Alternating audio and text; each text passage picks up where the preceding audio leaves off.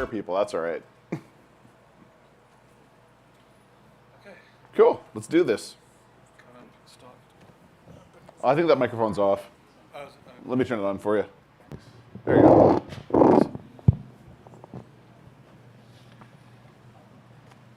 okay, so we'd like to welcome everyone to our second day of PasswordsCon.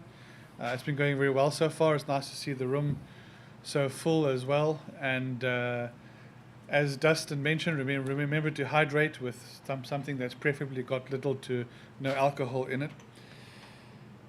Just want to thank our sponsors, diamond sponsors, Adobe and Aikido, and then our gold sponsors, Formal and DropZone AI. Then a reminder about cell phones. Just please put them on silent so that when Dustin's speaking, we don't have phones ringing or, worst case, Baby Shark playing as a ringtone or something like that. Yep.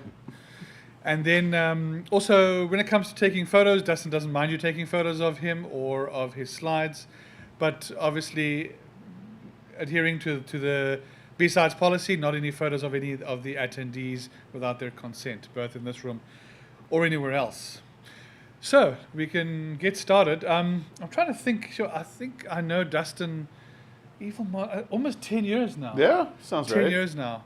And when it comes to cracking passwords, algorithms, working with Hashcat, working with anything to do with what PasswordsCon's about, I think Dustin's one of the most authoritative figures that we have. So you're going to learn a lot today, so pay a lot of attention. It's great that he's here to give us this talk. So without further ado, we're going to hand over to Evil Monk. Dustin.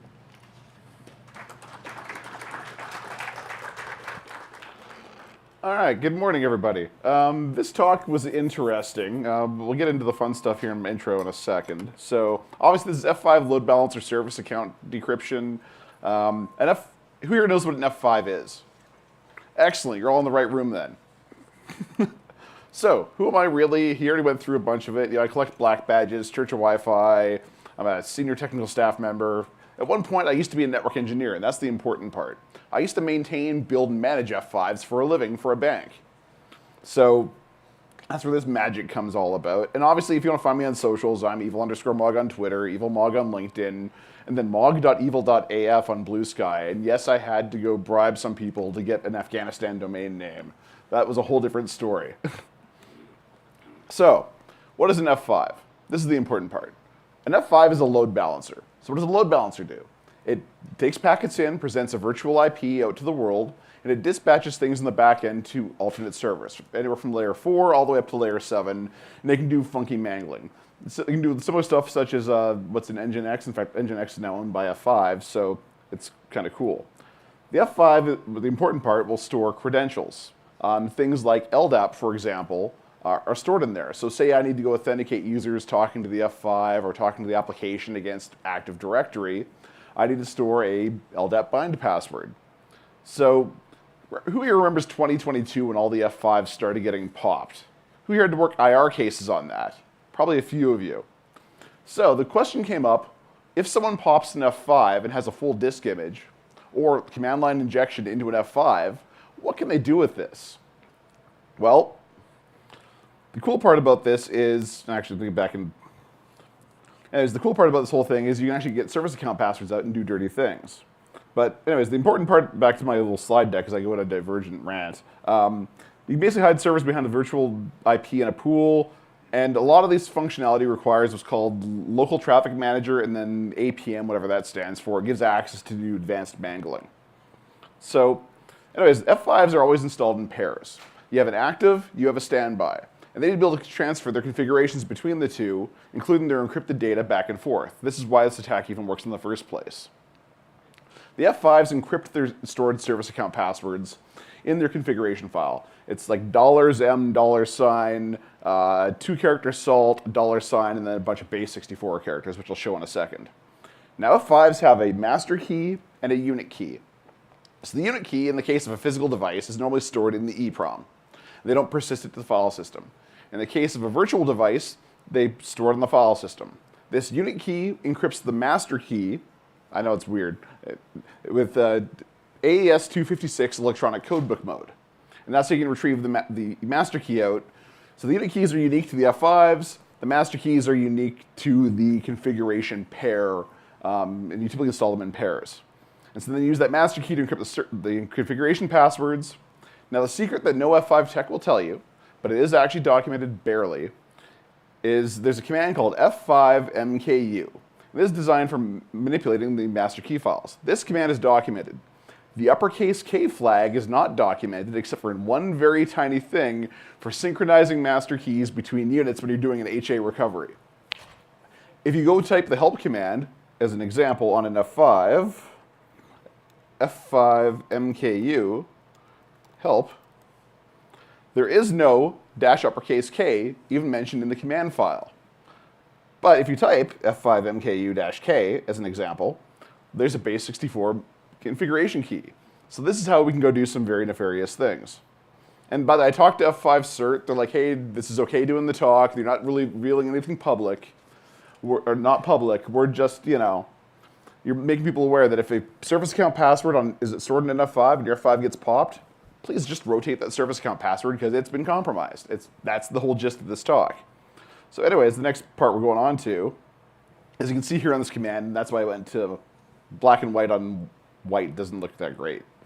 So for the password extraction, we use this really cool command. So in an F5, it has two shells. You have bash and you have what's called TMSH, the traffic management shell. So from a bash shell, you can run TMSH commands. So F5s have these things called partitions. So I can store like a partition for one app, partition for another app, and make an F5 appear as multiple partitions. If you compromise one, you can tell it, show me all of the commands for a partition, for example, or just give me that's what the recursive is on that show running configuration. It allows us to see everything in an F5, which is great for when you're doing a compromise assessment or running a red team. So what that looks like here, I'm going to make this easier for you guys to see. Oops, wrong one. Aha. So what we can do is we can actually grep for service account passwords right from the command line. So we're doing TMSH, quiet, C, CD into the root directory, show the running config recursive, and then grep it for $M$. Looks something like this. So when you're looking at, there we go. Here is like an example of a bind DN and bind password. It's a $M$, a 2-character salt, and then base 64 encoded. Fairly easy and straightforward. Now, the cool part about this, the decryption is relatively simple. So, pardon my terrible color coding. I tried to do this because I don't like using pointers. So, you have your $M$, your salt, base 64 encoded. So you take the prefix. We're going to remove this later, but you store it in your script to go strip it out. You then base 64 decode that string at the end for the $M$. That gives you the raw bytes. Grab your the AES key using F5MKU, and this is AES 128 electronic codebook. Every Python library speaks this, OpenSSL speaks it. So you base 64 decode your AES key, decrypt the cipher bytes of the AES key, remove QD from the decrypted password.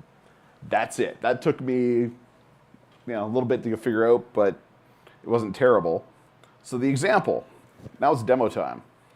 Let's see how great my demo skills are today. Python 3 f5.py. So we're going to grab the master key from this box, F5 MKU-K. And where's my cursor? Oh, there we go. Found you. It's the only curse of doing light mode. So we're going to paste you. Oh, come on. Command V. Now we're going to grab the encrypted password. So in this case, let's grab...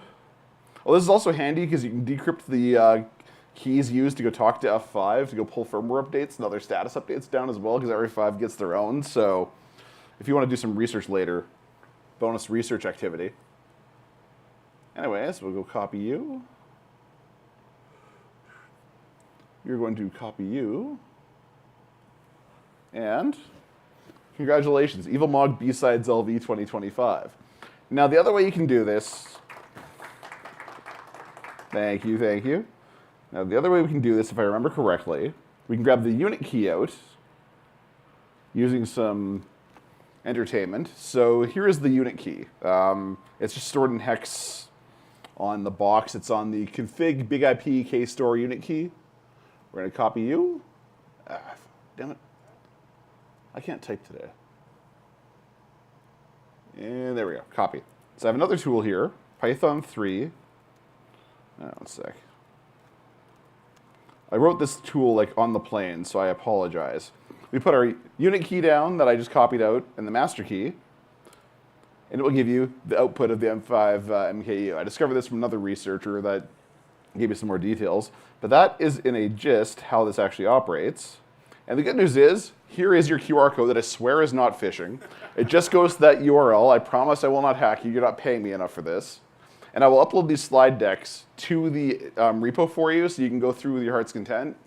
If you want to play with this, you can get an F5 demo license. They give them out for about a month. You need to use your corporate email to go do the request. They do approve it.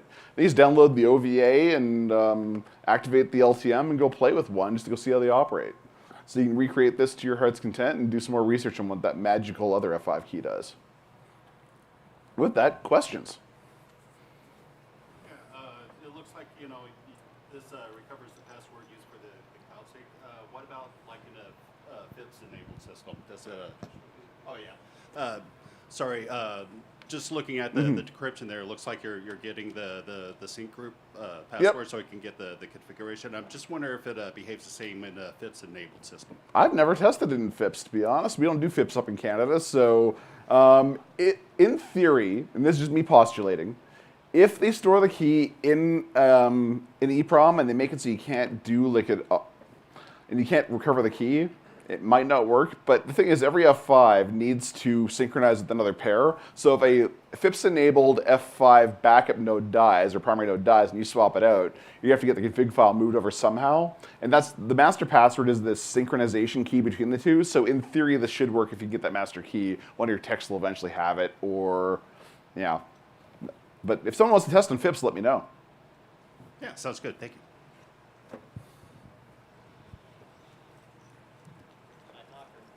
It's coming, it's coming. You make him get his exercise. I would throw it, but I don't want to buy them a new one. Okay, so this problem of synchronous bind passwords isn't unique to F5s, right? You run into this in like SSSD. Yeah. Basically, anytime you're authoring to LDAP. A common mitigation we've seen for this is instead of using a bind password, just stick a certificate on the box and then run your LDAP server so that it uses MTLS to authenticate. Right. Does similar problems apply if you're using that mode? Does F5 even support that? Like other than a bind password? Is that any better? F5 does support storing password or certificates. I don't know if the configuration allows you to do MTLS to a LDAP system. It also depends if the Active Directory let you go do it. But the answer is that you can probably configure it that way, but then the private keys are all stored on the box anyways. So if they're popped, you still have the same problem. Right. If your box gets popped, you're dead. Right. Right. And that's where this whole piece came from, was someone's like, our F5s should be fine. We don't need to cycle all our passwords. They were popped, but like they're encrypted, so don't worry about the codes. No, the one thing I want you to take away from this, if your box gets popped, everything that's on there, even if it's encrypted, is compromised. Please cycle.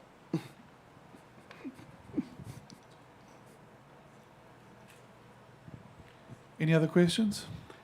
It doesn't even have to be with this. Life, the universe, anything, Hashcat, good sushi restaurants on the strip. Sake. Okay.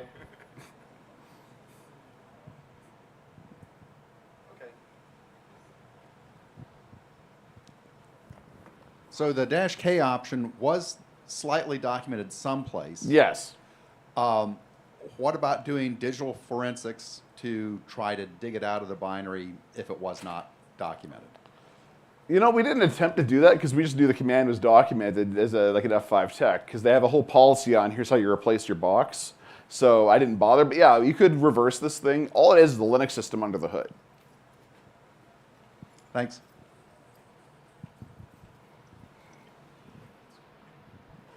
Going. And again, that font was the Atkinson hyperlegible font. I swear I love it. I mean, what's everyone thought? Was it fairly readable? Cool. Thank you for being my UI testers. Awesome. Thank you all. Feel Thanks, free everyone. to hit me up on the socials. In fact, there is my socials again if you want them all. Feel free. I don't bite. I happily answer questions on Discord, Hashcat, Life, Universe, everything, and Sake of all things. Okay, before everyone disappears, how many users of Hashcat here? Okay, awesome.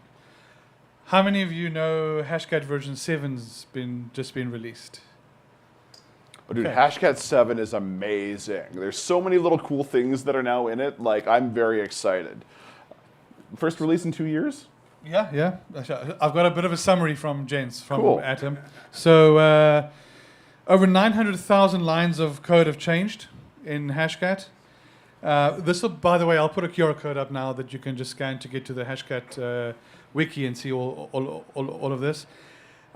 New features that are interesting: assimilation bridge, so you can now integrate external resources into Hashcat like FPGAs on the fly. There's a Python bridge.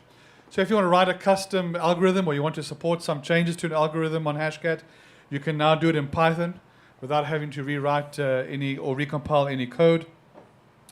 Hash mode auto detection, okay, for those of us who struggle to identify what it is that we're working with. Now, this doesn't work on things like NTLM, MD5, and anything else 32 hex, but it works on almost everything else. Yeah, and then new hash modes, Argon 2, Lux 2, with full GPU acceleration. MetaMask, Microsoft Online accounts, GPG, OpenSSH, SNMP version 3, and 60 plus more that you're welcome to read about on the wiki. New compute API support, so it's no longer only for OpenCL and CUDA.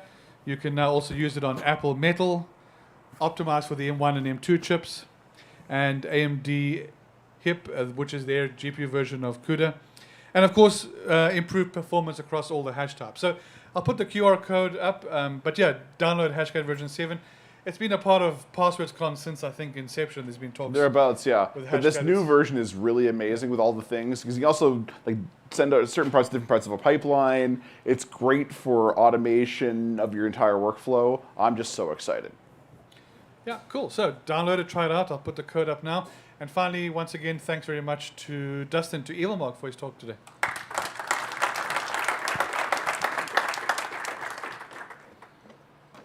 And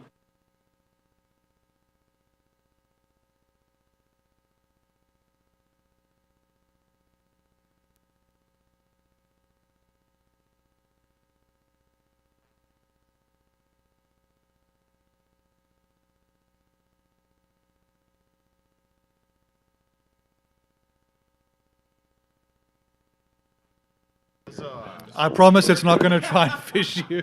this is not fishing. It was literally created while walking around the room. So The demo makes a big difference.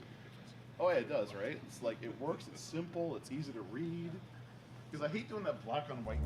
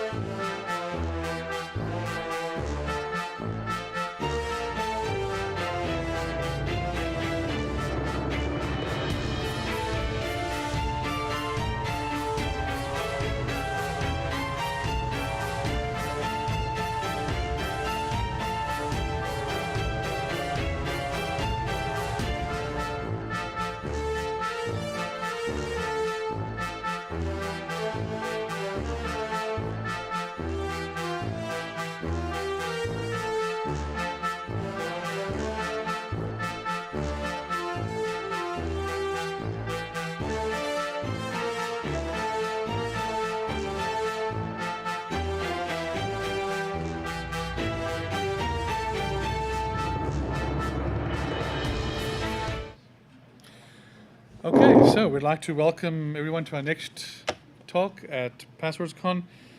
Just by way of reminder, thanking our diamond sponsors, Adobe and Aikido, and our gold sponsors, Run Zero and Profit. Then, when it comes to the B-Sides photo policy, a reminder that the speaker has said you can take pictures of him and or his slides. There's no need to record video. It's being streamed and recorded. But please do not take any photos of attendees or anyone else at the conference without their consent. So just a reminder on that as well. So our next talk is entitled Fishback, How to Turn the Problem into a Solution. I'm going to try and pronounce the name without destroying it too badly. And that's going to be presented by Gautier Boujon. So we'd like to invite him now. And yeah, enjoy the talk.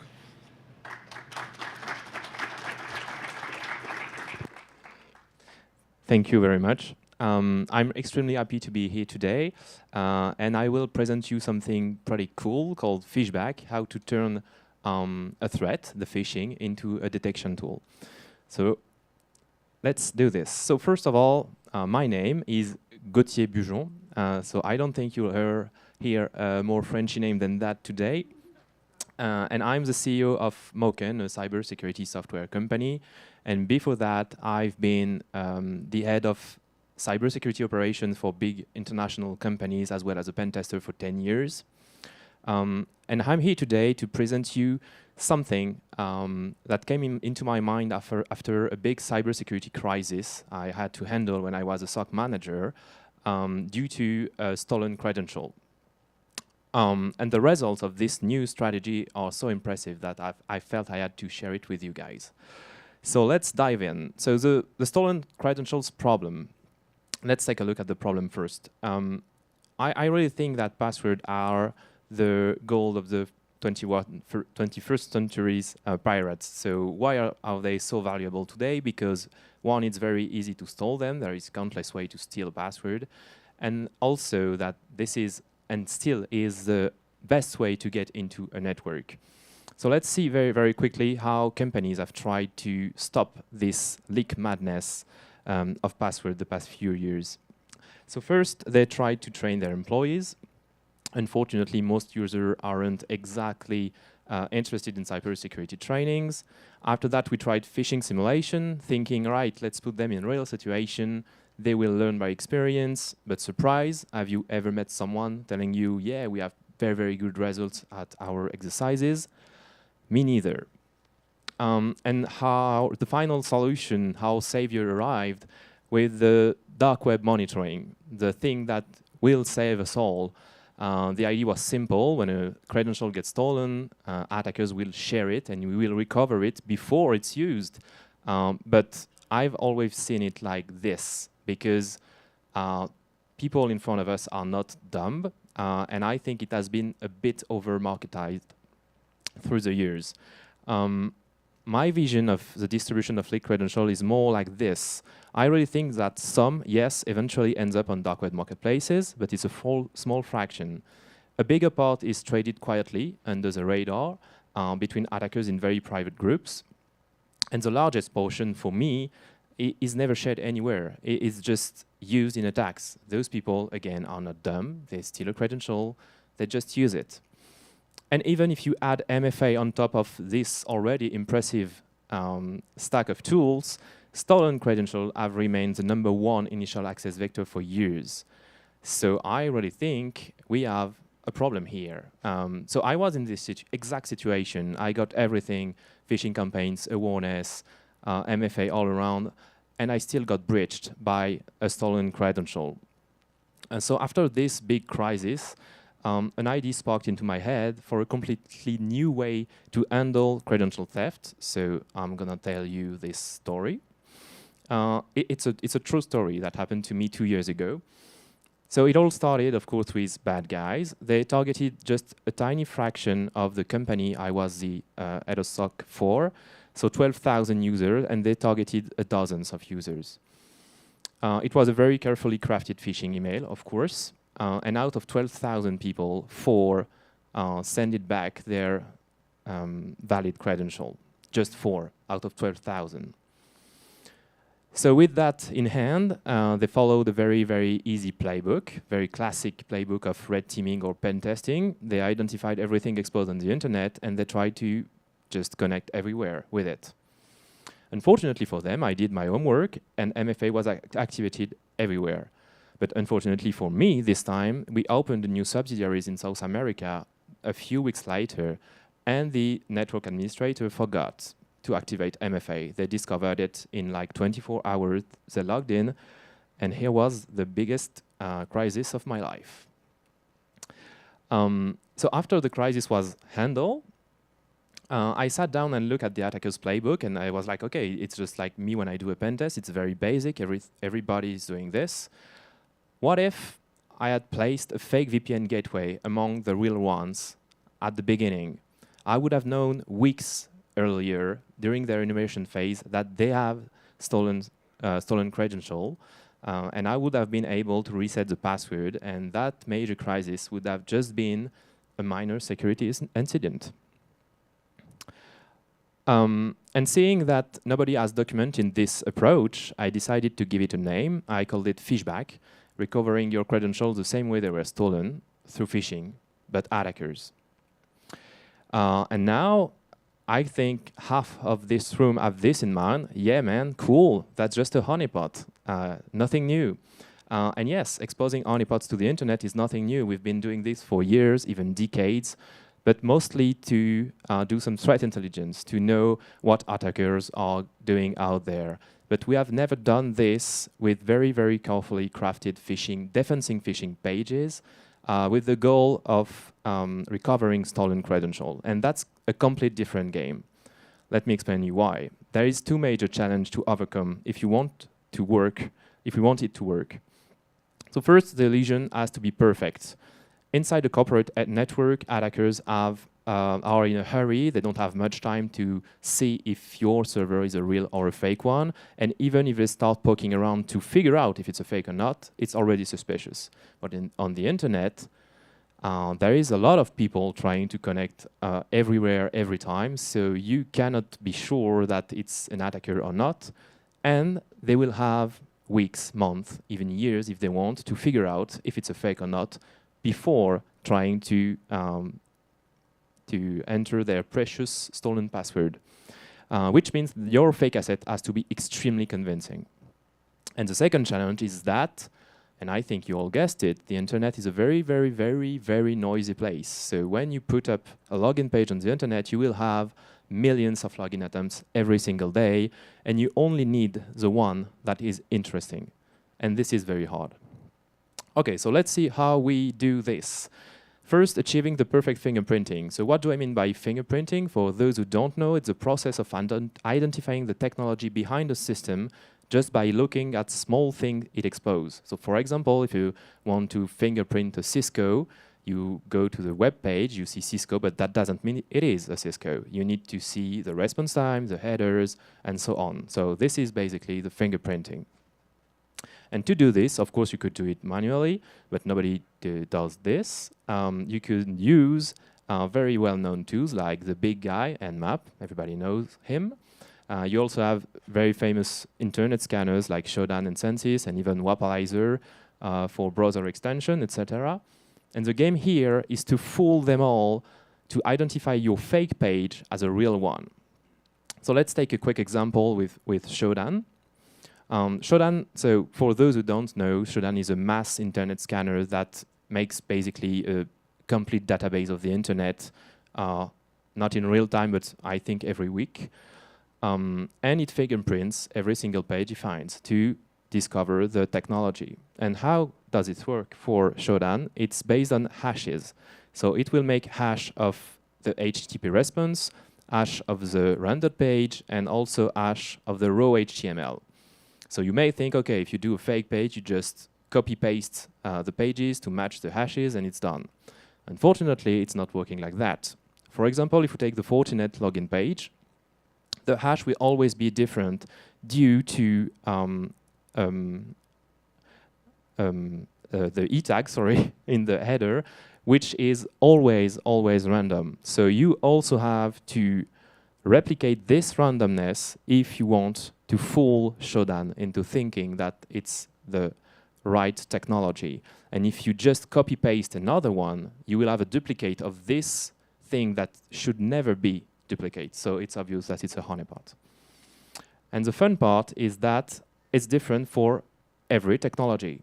If you take Outlook Web Access, for example, the hash will always be different, the HTML hash also, but the DOM hash will always be identical. And this is due to Outlook changing things in the header and in the raw HTML thing for each single platform.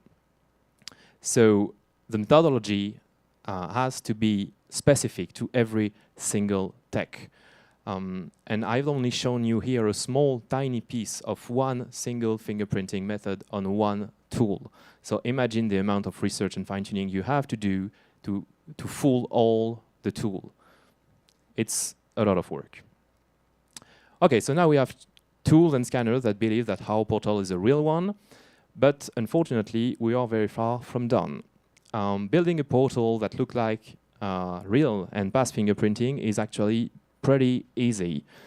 After that, there are dozens of other ways to get caught, and you will need to handle things like mobile format, multi-language support. A quick tip to discover if you are on a honeypot or not is just you change your browser's language, and if the page stays in English, it's basically a honeypot. It's a very easy way to find out if you are on a fake page or not. You will also have to handle various HTTP method, not just the usual get and post, replicating exotic endpoints, and for the most cautious attackers, even replicate the TCP stack. And to do this, of course, you have only one option, which is reverse engineering. So here is a very quick look at the methodology we use to do this. First, the documentation study, of course, it is a basic. Map the existing CVE because it often reveals exotic endpoints you wouldn't find otherwise. It's extremely important. Proxy-based analysis, which is the basic of web reverse engineering. Add some directory brute forcing with dirb, for example, and the good old click method. Just click on everything at the end to be sure that you haven't missed anything. And just to give you a glimpse of what requires to be done to just mimic one single page, I've taken the Citrix, which is a very juicy login page, interesting to do a web exposed honeypot. So just for this login page, 194 base endpoint can be accessed. And I'm not talking about the application, just the login page. You have to do this in 12 languages, 7 user agents at least, and 10 HTTP method, and that leads you to at least more than 162K variation to replicate just for one single page. So this is, I hope you see that how different it is than a standard web-facing honeypot. Okay, now we have a trap that's almost impossible to detect, but here's the next question. How do we actually get attackers to go for it? Because it's what we want. Well, here we have a very big advantage because we are playing at home. What is the most painful thing for an attacker when he's doing a phishing? He do not have the domain, and we are playing at home. So we can make the perfect phishing because we have the right domain. So the goal here is to create a domain that really stands out to attackers when they do their enumeration. And what's better than the good old test.company.com? If there are any pen testers out there, please, I dare you to tell me that you will never check test.company.com if you find this in your enumeration phase. I will do it also. It's one of the first you try. You can be a bit more subtle if you want. You can use home office, remote, things like that. But be sure to study your external perimeter because the domain needs to blend perfectly into the environment or it will be too obvious. And finally, how do we deal with the massive noise you will get? So let's see what we get into our honeypots. First, we will have an industrial amount of login attempts coming from the bots. Of course, absolutely zero value, no interest at all.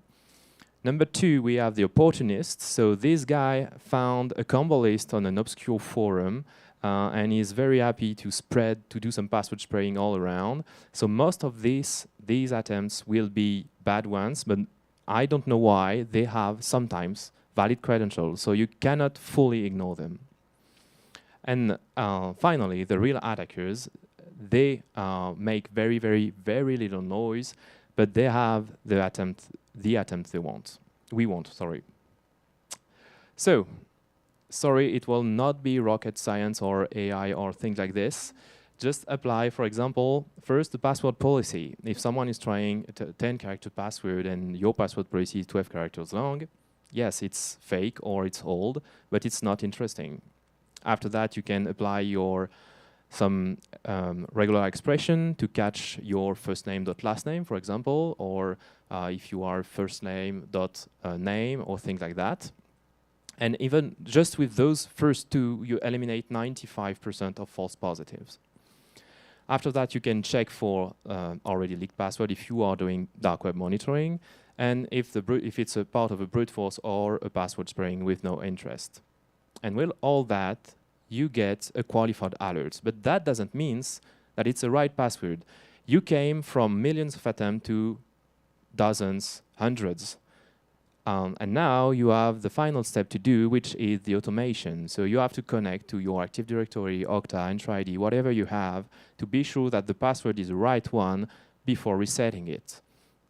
But if I summarize, if you implement this correctly, you will only have alerts when someone is trying to connect on a fake portal that nobody has ever heard about with a valid credential.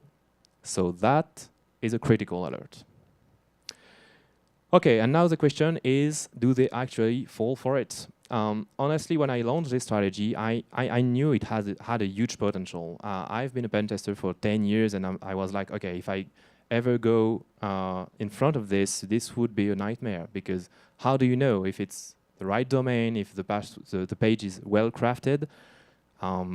You cannot know it's a fake one. But I had no idea if it would work, and this is not something you can test on a lab. If you go on a lab with a domain with no risk at all, no exposure, there is no way you can see if the strategy is working. So we have deployed this strategy over the past year and a half in over 20 large international companies, and I can share some numbers with you. So around 50 portals for 20 companies. We have processed 2.3 billion login attempts, and out of those 2.3 billion attempts, we've identified 257 valid credentials without any dark web exposure.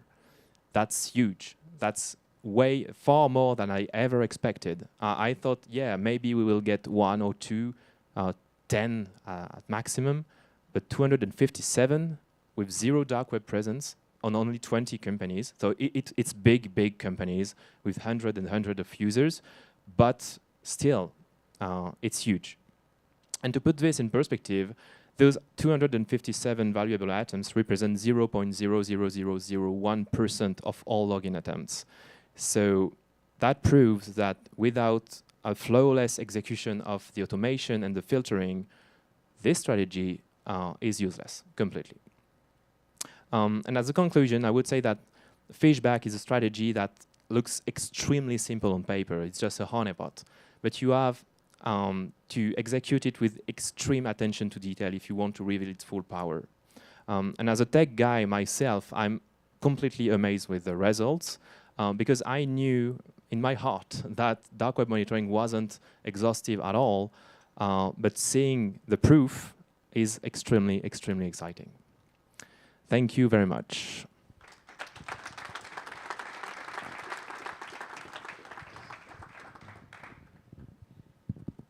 We're out of time for questions, but I'm sure you'll hang around a bit.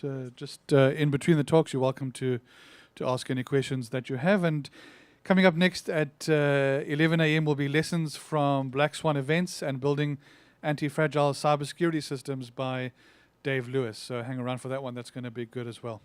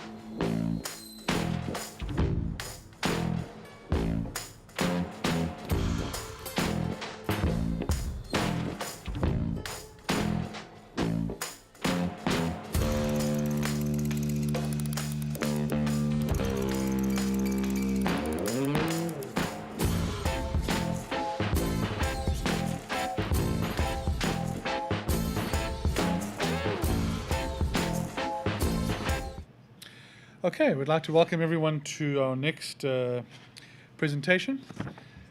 I'm Dimitri, aka Rurapente. I'm running PasswordsCon for Perth this year, and we'd like to welcome everybody. Talks have been very good so far, so we're sure you're going to enjoy this one as well. Just by way of reminder, we'd like to thank our diamond sponsors, Adobe and Aikido, gold sponsors, Run Zero and Profit. A reminder about taking photos. So you can take photos of the speaker and his slides. He's okay with that. But the BSides policy against photography is that you cannot take photos or pictures of any of your fellow attendees without their consent. So just keep that in mind, especially if you want to take a slightly wider shot. That applies to the whole conference as well. Awesome. So we're now going to enjoy lessons from Black Swan events and building anti-fragile cybersecurity systems from somebody that's been in the field for quite long, very experienced. I've heard many of his talks, and I'm sure you're going to enjoy this one just as much as all the others. So let's hand over to Dave Lewis. Thank you very much. That was the nicest way to be called old I've ever heard. I appreciate that. Well, thank you everyone for being here. And this is really an interesting moment for me because I realized I've actually never spoken at BSides. Oh no, that's not true. I spoke at the first BSides Las Vegas. That is true. And this is my second time. I just remembered that as I started talking. But it's one of those amazing things is like to see this event grow into what it has become is really cool. And that you've taken the time to be here is I do appreciate it. So I've been doing security in one form or another for far too long. I've been doing this for 31 years now. And along the way, I've done all sorts of different things. And during the pandemic, I got into whiskey distillery ownership as well as a soccer club in Vancouver, Canada. And it's kind of interesting along the way. So I do work at 1Password. It's not a sales pitch by any stretch of the imagination, but I absolutely love working there. Great culture. I also do supporting for Sightline Security, BIOS, as well as, come on slides, there you go, Gnostic AI and a few other companies as well. So it really keeps me hopping, to say the least. Now, 1Password, the only reason I'm putting this up here is because people think we're just a B2C company. So we spent 19 years doing B2C, so it's an understandable thing. In the last year, we've really gotten to the enterprise space, and that is as far as I'm going to go there. If you ever want to talk about that sort of thing, feel free to look me up. Now, I am a hacker in Canada. That means a little bit of a different thing. We tend to approach things a little bit differently. And yes, I am Canadian, so this is one of those things which is, all right, we got another one. All right, shh, they're going to get you. It's one of those amazing things. Like I did the keynote at BSides Knoxville this year, and it was really amazing. I came out on stage and I said, just to be clear, we love all you. We just don't like one person in particular. And that was very well received. So that's just it. It's like as part of a community, we all are from different walks of life, and it's amazing to be able to be part of this, and I do appreciate it. Now, I do feel like this particular character far too often. After having done this for 31 years and realizing that this keeps happening, and when I say this, I mean all the security issues that pop up, what I do like to talk about is Black Swans as a cybersecurity event. Now, this is derived from a book by Nassim Taleb, a fantastic book, and it was applied to markets and market conditions and things like that. But if you take these lessons learned and apply them against cybersecurity, it is always an incident that has massive impact that in hindsight was easily solved. And sound like something that we've heard far too many times? And this is just it. We have to get better at shoring up our defenses. Shocking statement, I know. But this is one of those really amazing things that we keep having these same conversations. Now, Black Swan events, like I said, there's a level of unpredictability. We never could have imagined that that particular company could have been breached. Massive impact, millions of records, in these days, billions of records being exposed. And always the rationalization. It's like, if they had only patched. How many times have we heard that? And it's never that easy. NotPetya was a great example. And then we look at other, I'm doing a little bit of a sprint here because I didn't realize I was only at 20 minutes, so that was on me. So we have all of these different types of breaches we've heard about, and this is not to throw mud at any of these. This is just to really illustrate this could happen to any one of us. And I've actually gone through a data breach myself, and that was a very unpleasant experience in the company I was at. I went in the morning, there was a stack of notes there saying, from my admin saying, this public Wall Street Journal called, this journal called, CBC called, and I was like, this is going to be a bad day. And that's just it. It's like that was how we measure things. And now we have to deal with this on a consistent basis. But was the incident that happened a Black Swan event? Was it really unpredictable? Was this something that we could have addressed? A lot of times, yes. How many people remember the Mirai botnet? Show of hands. Yeah, there's an interactive portion. Okay, that's better than I was hoping for, so that's good. So the really amazing thing is the Mirai botnet was using default credentials on 62 different devices that were attached to the internet. That made a massive botnet. And then I heard, oh yeah, well Dave, that's an old story. Well, this is really interesting. So here's an article about the largest DDoS attack to date by the Mirai botnet. And, oh wait, what's that date there? Let me just blow that up. Right there. That was this year. Mirai hasn't gone away. It has gotten bigger. And these are the kind of things that, in hindsight, could have been fixed. Programmatically, there's no reason to have a device that, when it attaches to the internet, it doesn't change the default credentials as soon as you log in. Having default credentials hard-coded in devices, and my former employer, vendor name is username, password, that is inexcusable at this point in time. Boop, there we go. And this is how I usually approach it when people ask about cybersecurity. I say this is generally how I approach things overall. And passwords, they have limited utility. This is a control. This is not a security control. It's like your house key. Yes, you can lock your door. You can protect your stuff.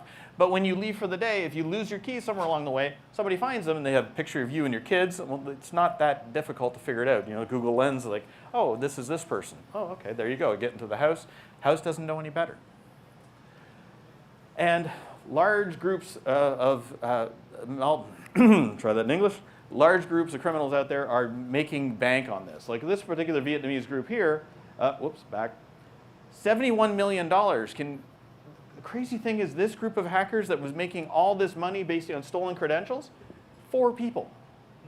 One group out of many, and this has been going on for years. When I used to work at Akamai back when the world was flat, we used to follow these groups all the time. There's so many of them, and they're still around today.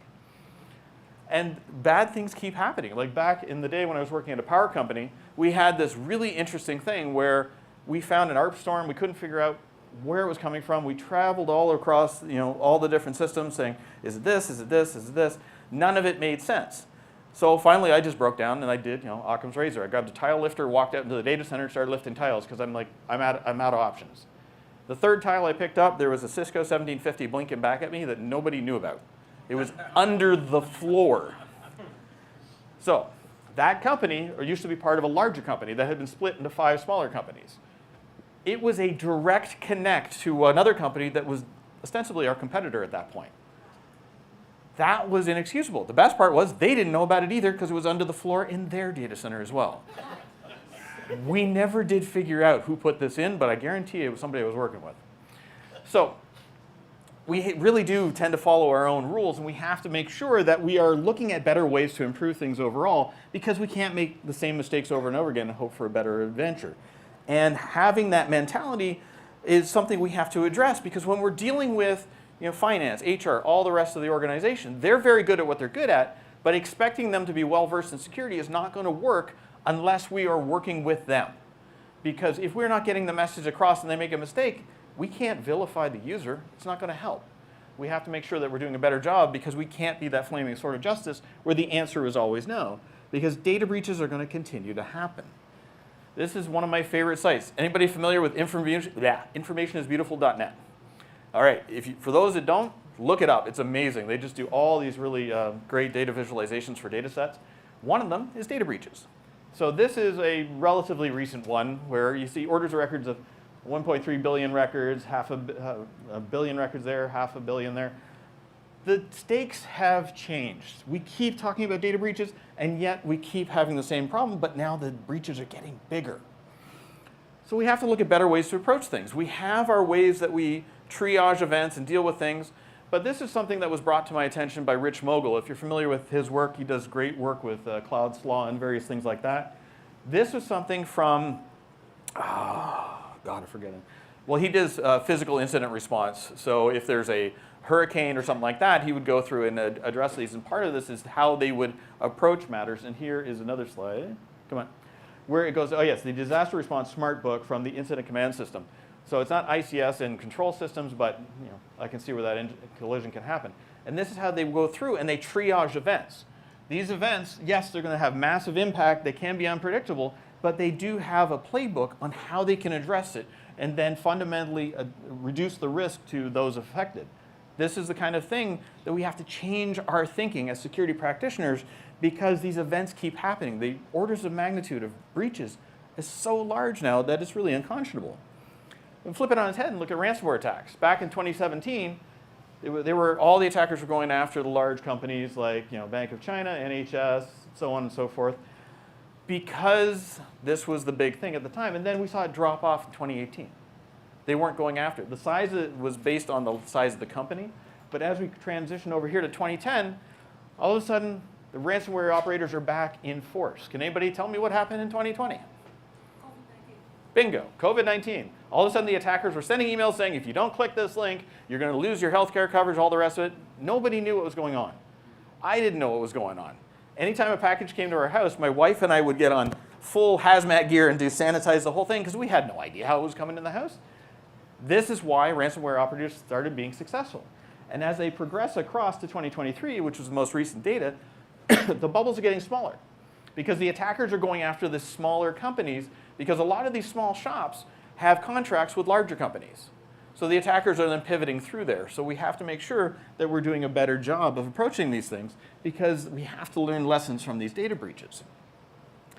And we have to look at what went wrong. And this is not a case of pointing fingers. We have to say, okay, we have to have frank and open discussions. How many times have we talked about better communication? If we look at the financial systems, we look at jurisprudence, we look at medical profession, they're really good at sharing lessons learned. We have a lot of work to do in our field. Capital One, this was a shadow IT moment where misconfigured WAF led to 100 million credit cards exposed. Uber, 57 million users exposed for a GitHub repository that got breached. Whoop, come on. Oh yeah, Dow Jones. Amazon S3 bucket. This is my favorite one to pick on because it's so very simple. Anybody can set up an S3 bucket with a credit card and a web browser and off they go. Unfortunately, they make these things public. And it's a data repository, you can put whatever you want in it, but they are discoverable, and most people don't understand that, even though when you log in the console in bold print, it says, do not make this public unless you know what you're doing. Paraphrasing, of course, but that was essentially the message. Now, I used to work at a high-tech manufacturer, and within the first couple of weeks on the job, they said, okay, let's go through and look at all of the accounts that have super user status that belong to users that are no longer with the company. All right, we did that, and we found there were 10 user accounts that had root access that the users were no longer at the company anymore. And I tell this story over and over again, so if you've heard it before, don't give it away. One of these users, their account had been used in the last 2 years, but they were no longer at the company. Can anybody guess what the wrinkle was with this particular account?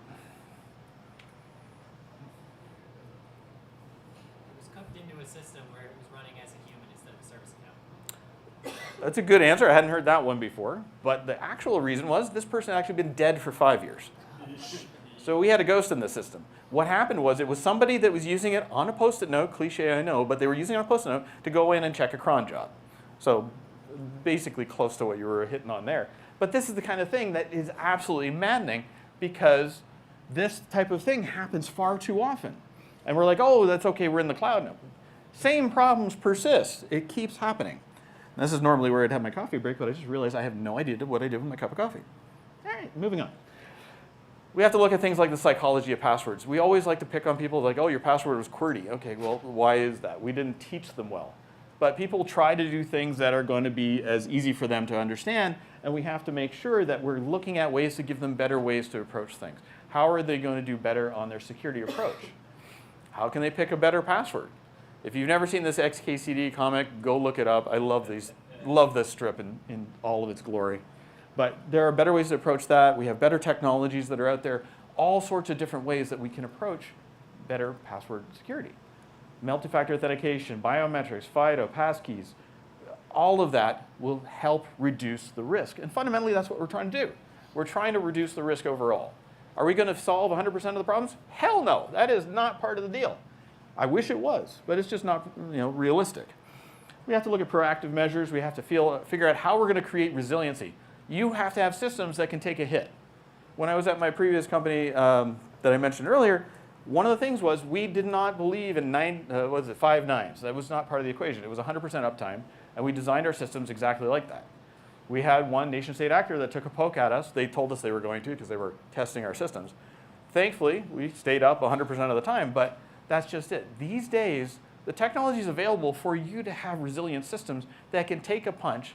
And when you're looking at it from the perspective of a black swan event, not only taking a punch, but being able to learn from it and do better. You want to have systems that can take that hit and be anti-fragile. And this is really about the concept of exactly what I was just talking about, of having a system that can take a punch. So I realize I'm getting ahead of myself in the slides because I did this talk in Athens, Greece a couple weeks back, and the slide projector didn't work, so I had to ad-lib the whole thing. And I'm actually kind of happy I'm on point. So shadow IT is another piece of the puzzle that keeps coming around to bite us, especially when it comes to unmanaged devices. And the really fun thing was, is I had this, had a very similar talk to this in Toronto, Canada, but just over a year ago. And I said, all right, everybody in the room, who here has controls in place from a technological perspective for shadow IT? The whole room put their hands up. There we go. How many people have policies in place to deal with shadow IT? The whole room put their hands up. It's like, great. I was like, okay. Dramatic pause, turn. How many people in here have shadow IT? Everybody put their hand up. It's just a thing. And that's just it. When I'm talking to customers and saying, look, how are you managing this? They often say, oh, it's not a problem, we have a policy. But yet it exists. It's sort of like Schrodinger's IT security problem. So you have to have good preparation, because in order to protect your organization, you have to do your work to look at where the problems are within your organization and be able to address them in an expeditious fashion. And when you're dealing with data breaches, for example, you have to have a good incident response plan. And when I say a good incident response plan, practice it. I worked for a power company where we had an incident response plan, and I found out we hadn't touched it in 10 years. And I looked at it, it was completely out of date. As a tangent to that, we went through and looked at all the policies that were available, and there was one that made no sense whatsoever. It was a particular certification we had to have. And I couldn't find this for love or money. I searched online, nothing. Finally, the person who wrote it was still with the company and had been there for 20 years, and this person admitted to me that what they had done was they had found a certification online, did a search and replace for cybersecurity, and so that was part of our policy set that senior management had signed off on. This particular set of policy, well, this particular policy document was originally a certification for swimming. Unfortunately, this happens a little more often than I thought, because the first time I gave a talk where I brought this up, I had two people come up to me afterwards and they had similar type stories. It wasn't swimming, but it was very, very similar, where somebody had done a search and replace just to tick the box and say, yeah, we're all secure now. Now, shadow IT is usually done out of a case of speed and convenience. It's never out of malice. People are trying to get their projects done to satisfy the aspirations of the business, and other times it's perceived inadequacies. Yeah, Praneeth. Perceived inadequacies with the solutions that are available. One company I worked at, we had 7 different logging and monitoring solutions because people didn't think that the logging and monitoring solution that was in place could help them with their project, so they added in for every project that was being delivered, they had yet another logging and monitoring solution. There was no sunset provision for any of these, so they limped on in perpetuity. The other piece too is we're always told to innovate and experiment, but usually that happens in production. And I wish it didn't. But you need to have an environment in order to address these things, because you have a risk to data security. You have to look at the risk of data loss, because I'm sure everybody's using sanitized data and there's shadow IT. And I'll stop. Risk and compliance. There are real fines that you have to be aware of. This is a problem that can have material impact for an organization if that data gets leaked. Risk that bottom line, that financial impact. The beige desktop is one of my favorite stories. I'll be really quick on this. This was, how many people have ever seen a beige desktop running a mission critical app on, I'll stop there, I got enough hands. This is maddening because this happens so often and people don't know how to get it off because the code was written by a summer student, not properly documented. It works, and suddenly it had become priority within the organization. We have to get better at addressing these sort of things. And if you have a summer student writing code for you, get them to document stuff so that you can deal with it. Because otherwise, bad things are going to happen. This one here was another system that was causing problems in the network. And we had all of the contact sheets for all the different servers set up. This one had no name associated with it. So after trying exhaustively to go through the entire company of who owns this, how it was being run, all the rest of it, no answer. Finally, I did what I don't recommend people do, but I did it anyway. I pulled the Ethernet cable and I tied a note to it and I walked away. Exactly, the scream test. Sure enough, in came Nick. Love this guy. Came in, beat red, absolutely angry as all get out. He's like, this is a mission critical system. I'm like, come with me. We walk over to the rack, and I said, this yours? And he goes, why is it unplugged? I said, we had a problem with it. This note's for you. I took it off, and it was sealed, and I had signed it across there, so he looked at it, he goes, huh. He opens it up, reads the letter, goes, thank you for your time, and he left. It had been 9 months since I wrote that note. So that system got taken offline really quickly, but that's just it. It's like a lot of times it's like these mission critical systems aren't necessarily mission critical. So we have all sorts of different case studies. I'll skip through that for the sake of time. But when we're looking at the future of cybersecurity, spit on the floor if you must, but zero trust architecture is a really good way to go forward. This is not a product anybody's trying to sell you. If somebody says it's a zero trust anything, they're lying. Zero trust is a strategy. You want to be reducing risk in your organization. Continuous authentication verification, microsegmentation, extended access management, and the rise of cyber insurance as a safety net. The problem here is too many companies are relying on this as their get-out-of-jail-free card. This will help you cover off the investigation, dealing with critical messaging to stakeholders, but it will not make you whole again. So if you're relying on this as your get-out-of-jail-free card, you're going to have a bad day. There is the government in Hamilton, Ontario, recently went through a data breach where they have spent about $18.3 million with people doing an investigation and restoring the whole. Their insurance company turned down their claim because they had no multi-factor authentication, which was in paragraph 1 of their agreement. Let's skip by that. If you are looking at problems within your environment, we talked about it earlier, where you have an environment where something is going to be, it couldn't happen here, it's unpredictable. If you have 10 people looking at the issue, the job of the 10th person is to say, yeah, the bad thing can happen and here's why. Because if you have everybody agreeing, you become a Greek chorus. You're just going through the motions. You want to have somebody that's on staff that can literally say, this is the alternative theory that we have to look at. We've checked all the boxes. So the road to hell is paved with the good intentions, and we have to make sure that as we move into artificial intelligence, especially from an agentic AI perspective, we are approaching this in a right way.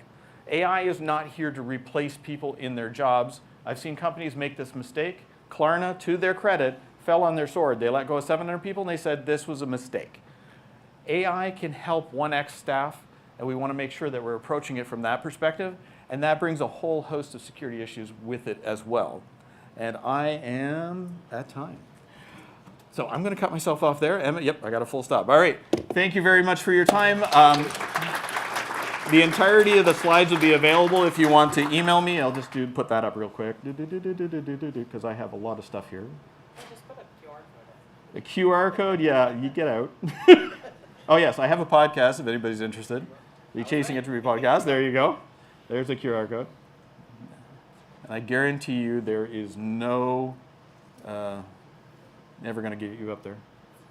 All right, camera's down, okay. And yeah, feel free to email me, gattaca@onepassword.com. I can give you a set of the slides, or we can chat, or whatever. And I really appreciate everyone for your time today, and thank you so much for being here. Thanks very much, Dave. Thanks, everyone, as well. And yeah, enjoy the lunchtime break. At 2 p.m. will be the next PasswordsCon talk. You don't want to miss that one either. It's going to be very good. So check the schedule, and we'll see you back here at 2.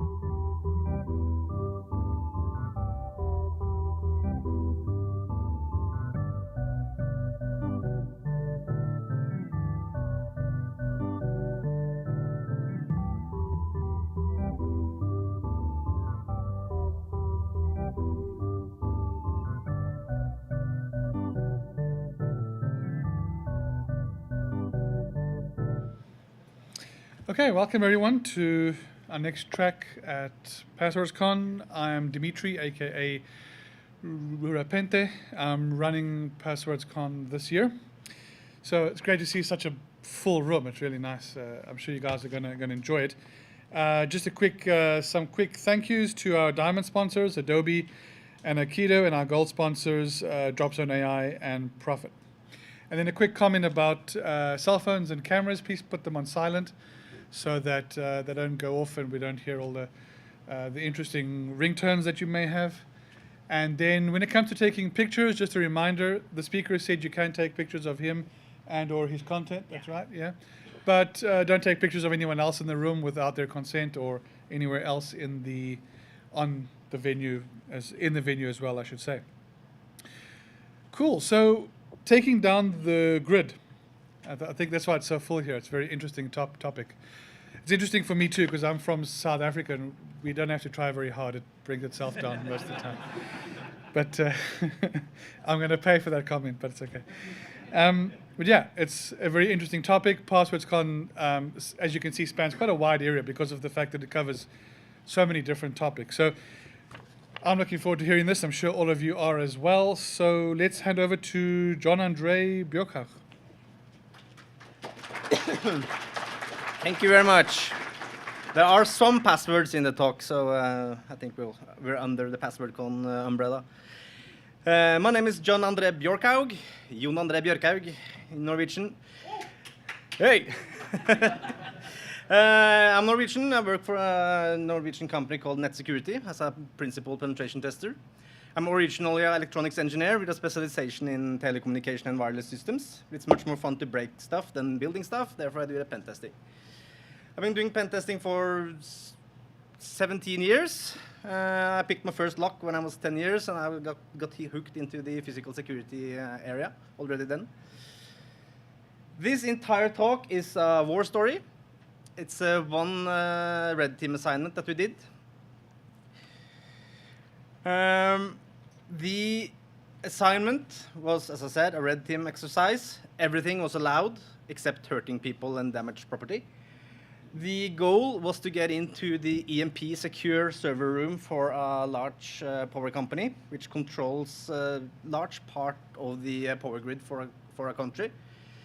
When inside the EMP secure room, we should place a fake dummy bomb, just to simulate that we could place something scary inside that room. Because that room controlled the OT, all the OT that controlled the power grid. So if a bomb would go off there, it would take down the grid. When we do a test like this, we first start with recon, of course, doing OSINT and some physical recon. OSINT, we use Google Maps, LinkedIn, home pages, everything we can find online. For the physical recon, we're driving around the property, walking around the property, using cameras with high zoom lenses, telescopes, binoculars, and so on, to get as much information as possible on the target. There are some movies hidden in the presentation. So if someone recognizes the movie, you can shout out. Which movie is this? Yep, correct. Before we got into the physical part of this test, we did a phishing campaign to get some domain credentials in case we get access to some computer inside the facility.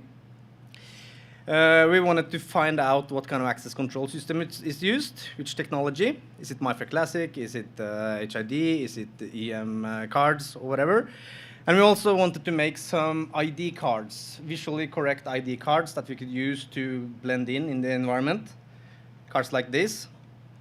Very successful to have a mix of different ID cards when you're on a red team exercise. This is a mix of Norwegian companies. You have cleaning companies, you have computer companies, elevator companies, ventilation, and so on, and some guard companies.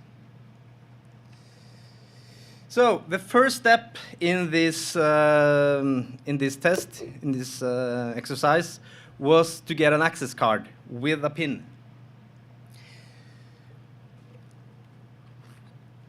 From Recon, we knew that they had a Stanley access control system that we could see from Google Street View. We found the exact reader, and we found on Google image search that this reader supports a lot of technologies. It supports 125 kilohertz cards, it supports MyFair Classic, MyFair Desfire, and so on. And we were hoping that they used one of these weaker technologies, like 125 kilohertz or MyFair Classic.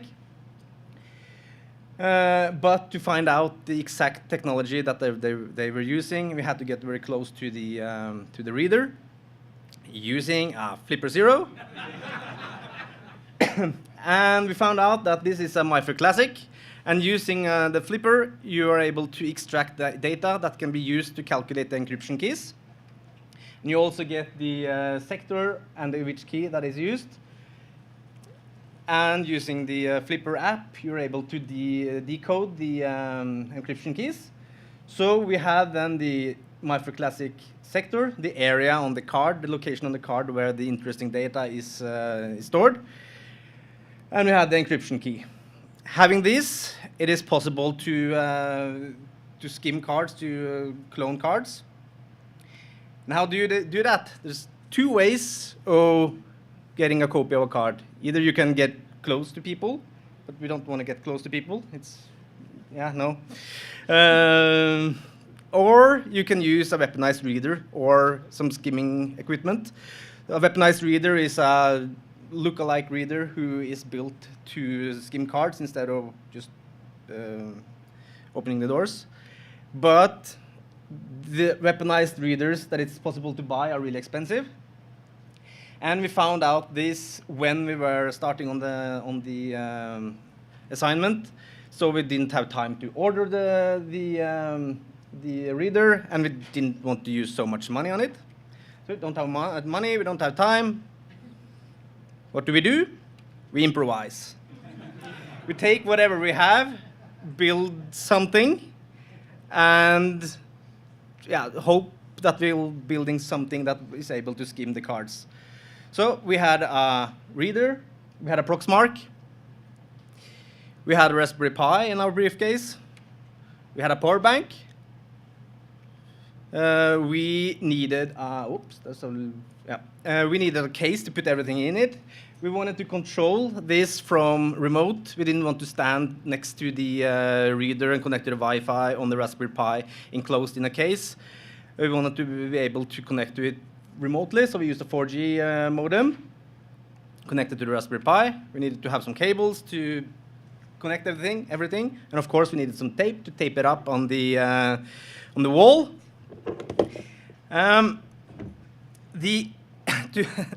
To put all this equipment into one case, it's not possible to get a very discrete reader, so we used this. So it was the smallest case that we could fit everything in because we needed quite a big power bank, because we wanted to mount this in the middle of the night so no one was around, and hopefully when people were getting to work they wouldn't see the small box that we placed under the reader. So we put everything into this exact box. We wrote contact information on the backside. This is a security test, the name of the company, my phone number, and so on. We placed it under the reader.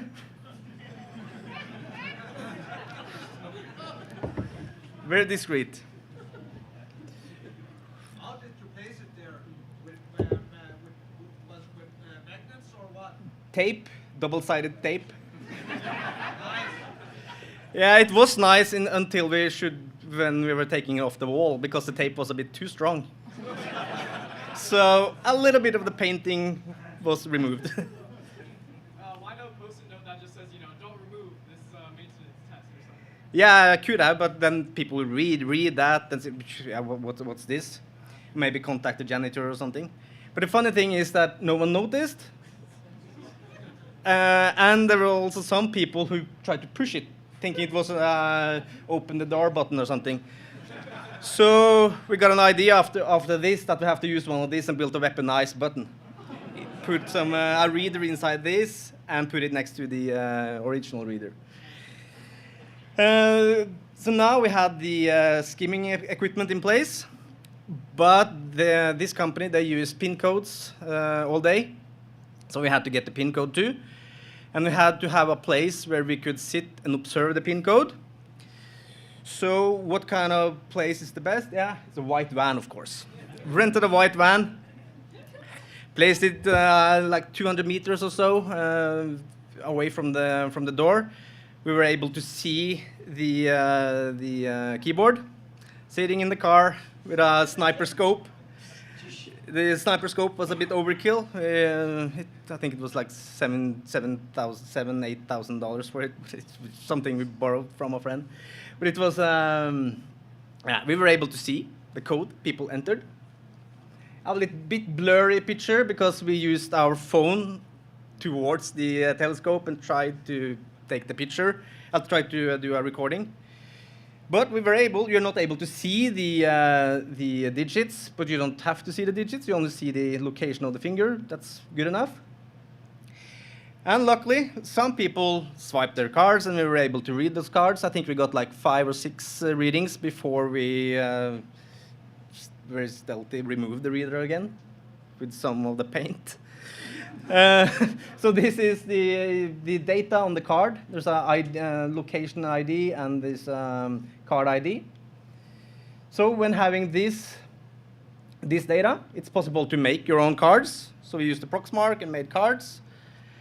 And we tried to use that card and pin code, and access granted.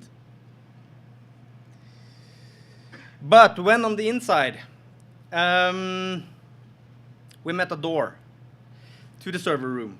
We were hoping that the card that we have got was, that we were really lucky, and that card also worked to the server room.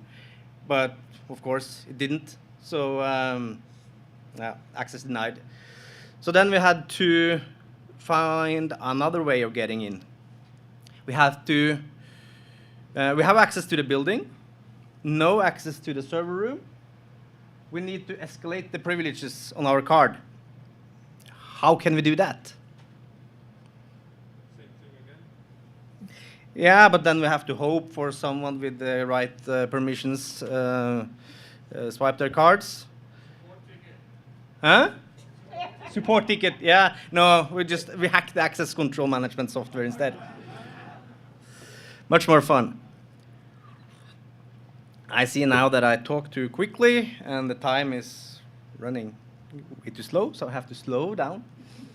Yeah, we need to escalate the privileges, level up the card, but we need to get network access to be able to find that software.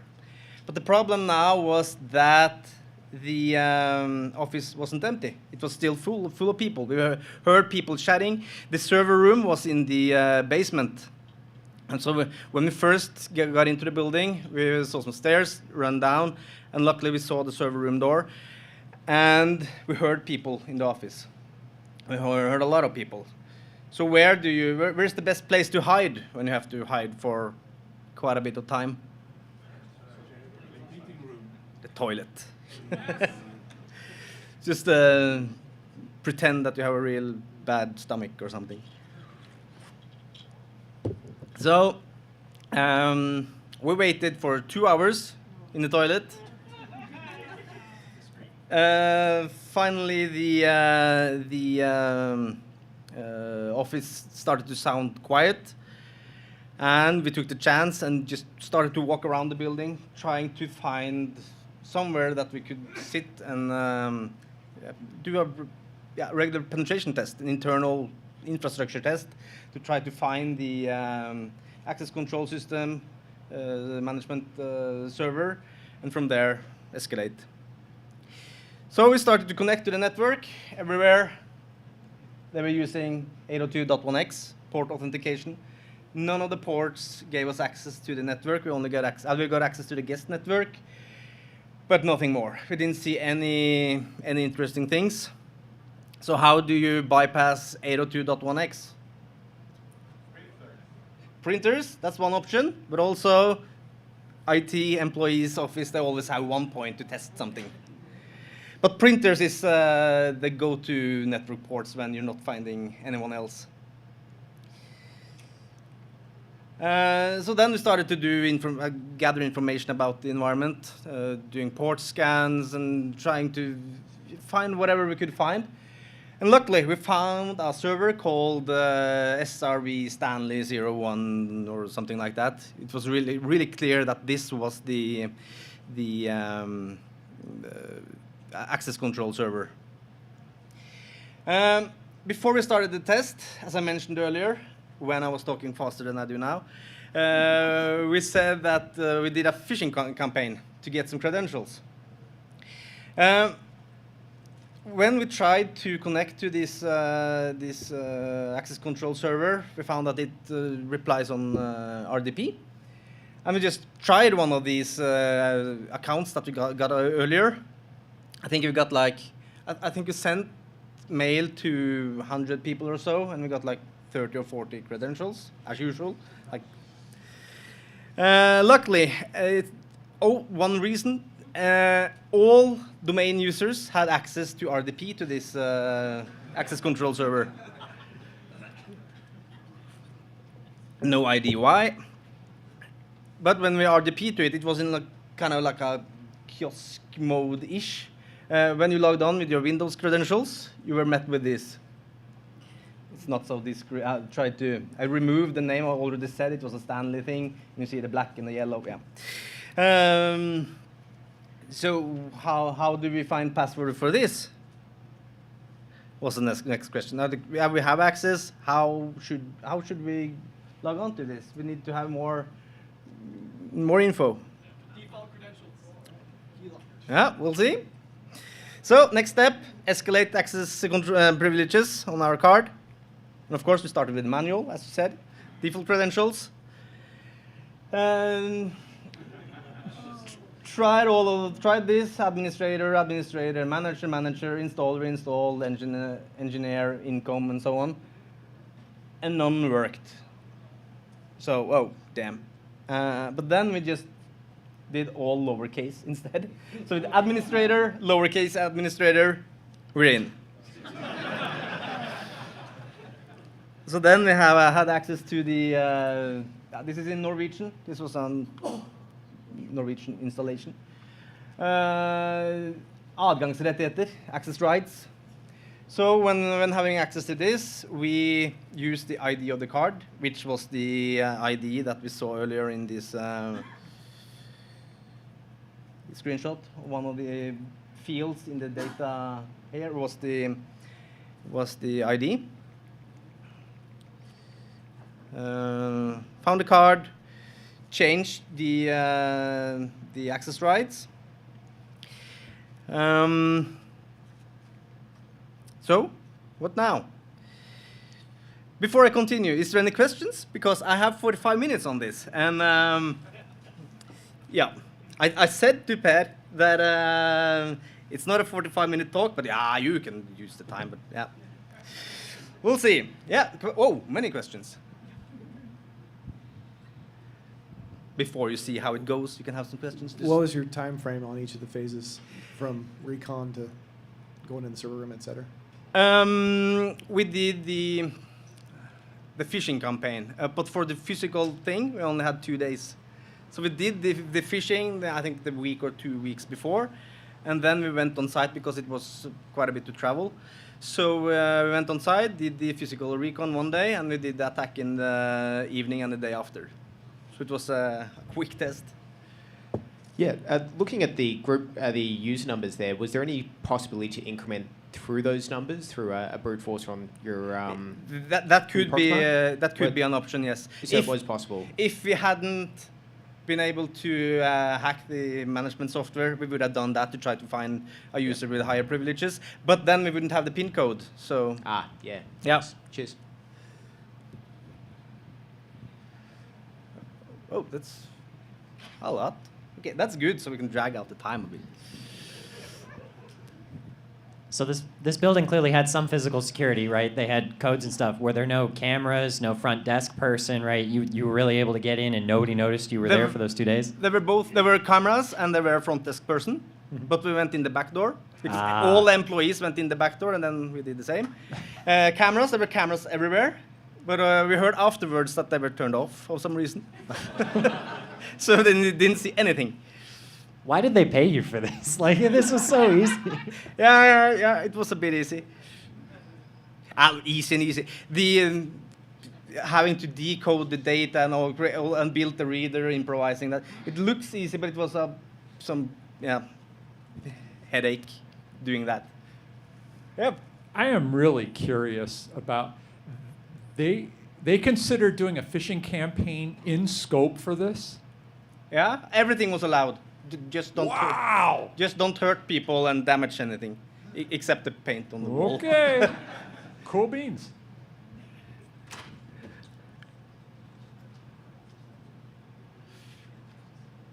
One more, and then we'll see how it goes. Maybe you can guess how it goes. Sorry if I missed this, but just out of curiosity, where did you get a box the perfect size and shape at that short notice? There was this electrical shop, hardware shops, focusing on electrical equipment. So we just went in there and tried to find something that we were able to put everything in. So we just bought a bunch and found the smallest one that we could fit everything in. And it's not exactly small. Okay, one more then, and we'll have more. Take more questions afterwards. There's one. I'm not going to throw it. You can pass it on. What was in your phishing campaign? Oh, let's see, what was that? The reason I didn't say anything about the phishing campaign is because I think that's not what I do. I think it's boring, so I get another guy to do that. But I think it was something some Microsoft thing that you have to refresh your access tokens, blah blah blah blah, something. I can keep up now, and it seems like there's a lot of questions, so we can use more time afterwards. So now we had the PIN code for this card. We had the card. Tried it on the server room. The outer server room opened. So when we entered that, we got into the regular server room, and there were this huge door on the next server room, which like. When you open these kind of doors, you hear like, psh, so like pressurized, and there's, it's an EMP secure room. So it was really exciting when we took our card up to that reader, entered the PIN code, and were able to open the door. And when we did this, when we got into the room, it felt like we were taking a selfie, sending to the contact person. It felt kind of like Mission Impossible. It was more like this. So we sent this selfie to the contact person, and he got surprised. After we did the selfie, as you remember, the objective of the test was to place a bomb inside the in the room. So we had this pellet case with just some electronics and stuff within it, to be a emulated bomb. Placed the bomb, then we needed to pull out. We left the bomb. We removed all the permissions on the access card because we didn't want that. We cloned the card, so the person who had the original card also had access to that EMP secure room for a while there. This was done late at night, so we hope that that person didn't try the card, and he, of course, didn't. We cleaned up the permissions. Cleaned up whatever else we left in the internal penetration test that we did to find the access control system, and walked out. That was it. And as I answered earlier on the question how long it took, it was, the phishing campaign was done in one day the week before, and we did this in like 2 days. 2 very long days. 24 minutes? That's a bit low. Hopefully there's a lot of questions then. I said to Pat 20 minutes, but no. So that's it for the talk. Yeah. You can start taking questions, I think. So you guys weren't willing to pay for the keypad, but you were willing to pay for the $6,000 to $7,000 spotter scope? We borrowed it. Oh, Yeah. okay. That makes We had a nerdy hunter friend. That last slide you said you cleaned up on your way out. Did you have to do anything with the log, or was there logs of like who accessed the room? Oh no, or- we didn't do anything about the logs. Oh, okay. We could have, but we didn't do that. What was your client's immediate reaction, and what did they learn from this experience? I think they changed the access control system to something else than MyFair Classic. And I also think they try to teach their employees to stand in front of the key panel when entering their PIN code. They were quite surprised maybe that we got into the room because and we too, when we started on this test, we did not think that we were able to get into the room. We had no idea how we should do it because it's a secure room. Only like 2 or 3 people have access.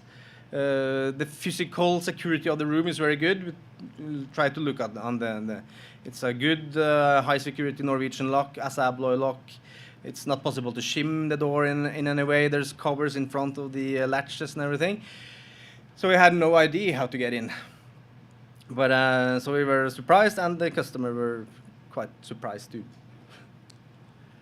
There's someone. Could I ask, as I got Yep. over here, could I ask why you chose to make that external box as a skimmer rather than tapping the reader directly with something like an ESP key? Yeah, we didn't want to remove the reader from the wall because we were thinking maybe there's some tampering going to alarm company or something like that. So we didn't want to remove the reader from the wall. Okay. Because we have to remove the reader to get in to place the ESP key. Okay. On the wires. And we were not sure either if they're using what kind of protocol is on the backside, if it's vegan or whatever. Well, in MyFair Classic, it's almost always Wagon, right? No, it depends on the reader. Actually, in Norway, there's quite a bit of readers using some other serial protocols, and yeah. Okay, thank you. Why do you think they gave you such a short time to do the pen test? Was it because they didn't actually want you to succeed in the pen No. test? Because that seems like a really short time to do a thorough engagement. Yeah, but it's they gave us more time, but that was the time slot we had available to do the test. I think we had like a month or 2 to do the test, but we delayed it, and we have to finish this test. So how did you figure out where the server room was? And additionally, what about the EMP room? Did you just expect it to be in the server room? There's this fire maps in the hallways. Did it say? Yeah, we saw that there was this server room, and there were another server room behind the server room, and we didn't see any other server rooms on the fire maps. How many people were involved in this engagement? 2. Plus 3 when the fishing guy was another one. Hey, if you hacked the access management system beforehand, could you skip the part of your installing all the physical hacking part? Because you could probably create your own key. Yeah, but we needed to know what the format of the data on the cards. But if you have access to the fully fledged access management, you can bypass all the stuff and just create your own key card with administrative privileges. Yeah, if we had access to the place where they have the reader, the writer, card writer, and all that, we would be able to do that because there's no place in the access control management software where you see the data format on the cards. Oh, so probably if you didn't have access to it, you needed to brute force all the versions of the cards, basically. Yeah, and that's impossible. Yeah, cool.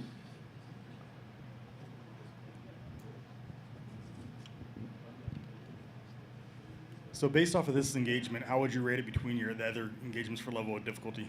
Excuse me? based off of this engagement, how would you rate it between your other engagements that you conduct off the level of difficulty? So would you say that this was easier than your other ones? Oh. Do you find that a lot of the engagements that you do are pretty simple and as easy as this and wide open? Yeah, but, well, that's a really hard question to answer. It's actually among the harder ones because it's a really specific scope. And there's a very few people having access into that area. It's not possible to tailgate in, which we do on a lot of other tests. So it's among the harder ones before we... It turned out to be not so hard, but when we started on it, we thought it was really hard. So, yeah. Did you have specific recommendations, and did you follow up? We haven't followed up. The recommendations was to, as I mentioned earlier, teach the employees to cover the pin when they enter the pin, or maybe have something to cover next to the reader covering it. Also to change the technology of the cards, because the readers support like MyFair Desfire, which is much better, but they use this old one. So I think that was the specific ones to use another technology on the cards. So I've got two follow-up questions on what your client did afterwards. One, did they procure an EDR of any kind? And then two, did they interview the employees that were successfully phished to see if they had some afterthought of like, oh, that seemed kind of weird? Because if you've got a self-reporting mechanism, then you can flag a security team or your InfoSec person and like trigger to rotate credentials and cut off that access. The last one I don't know. I haven't asked them about it. Your first question was EDR. I don't remember if they had. I think they had like Defender APT or something. But we didn't do any. We didn't use any exploits or malware or anything on the. We just scanned the environment. We found the server with a name that matched access control management. But escalating the permissions on their employee account could have triggered a detection and response if they were looking at their admin logs on their Windows server, right? Yeah, but it was only the cards. We didn't do any escalation on the servers. Yeah. Thanks, great talk. Thank you. Just a quick one about what the client's response and reaction was, once you sort of walked them through what you found. How did they respond? What was their reaction? They didn't think that we should be able to get into the room, so they were quite surprised that we actually were able to succeed. And they were not aware of what kind of technology that was used on the access control system, because usually they just buy a solution from the vendor, and in the documentation it doesn't say anything about what's technology and so on. So, yeah. So you had two doors to get into that server. You had the server room and then the EMP server room. Yeah. I think you mentioned that you're kind of doing this at night, but there are IT folks who work like night shifts and stuff. Like, what was going to be your contingency should you open that EMP server room door and there be somebody in there doing work? And since it's such a small group of people that would have access. I don't think we ever thought about that. Improvise. We'll MacGyver it when we get into there. Yeah. All right. Yeah. So you had a pretty easy time to get into that access control panel, with the RDP and everything. Yeah. Yeah. But what was your backup plan if you hadn't no way to get that easy admin access?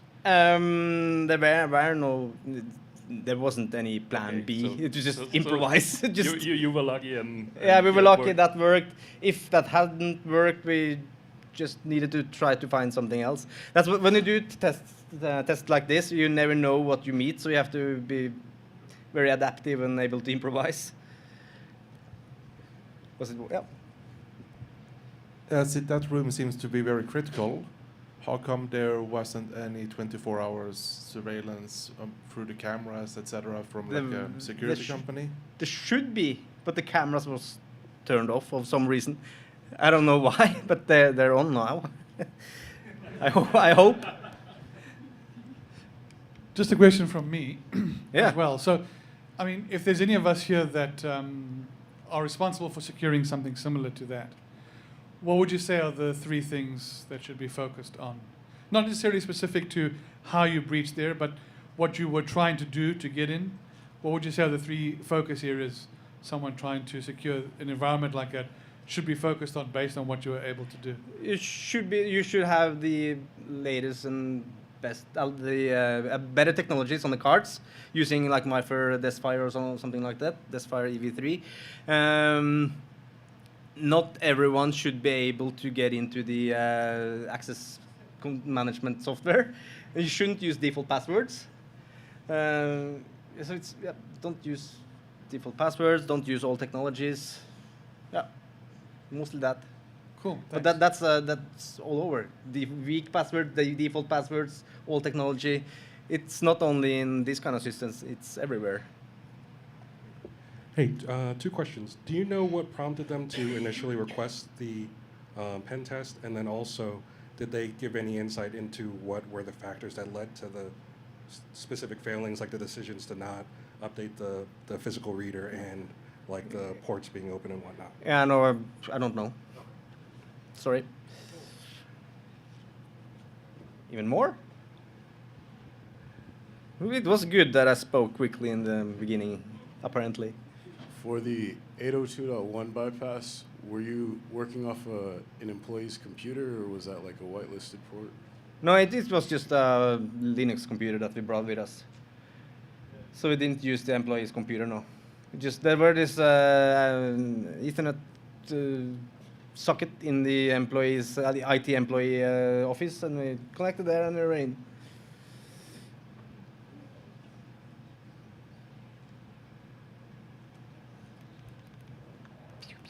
I guess, what was the plan if you were to have encountered like someone that might have stopped you or asked like maybe for an excuse to be there?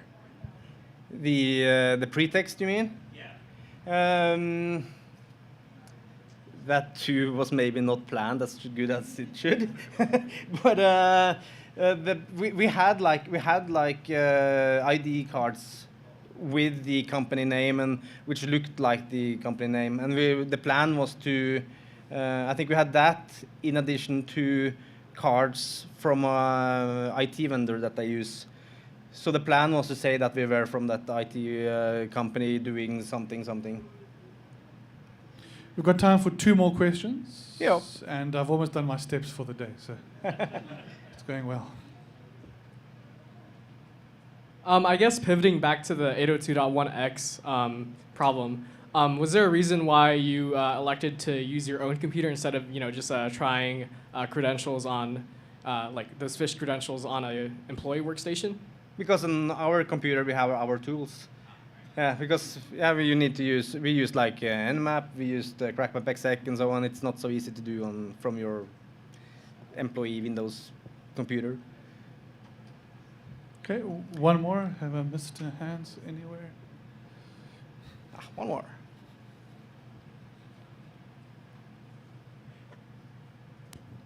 So with the whole RDP thing, were there recommendations on that? Did they lock that down, or do they need to have that access to be able to do their jobs and stuff? I don't know if they've done it, but we recommended that they don't have domain users as in the our remote user group. So I think we recommended that they locked it down to only the people who need to have access, and also recommended that they change the password for the access management software. Thank you very much, Andre. No problem.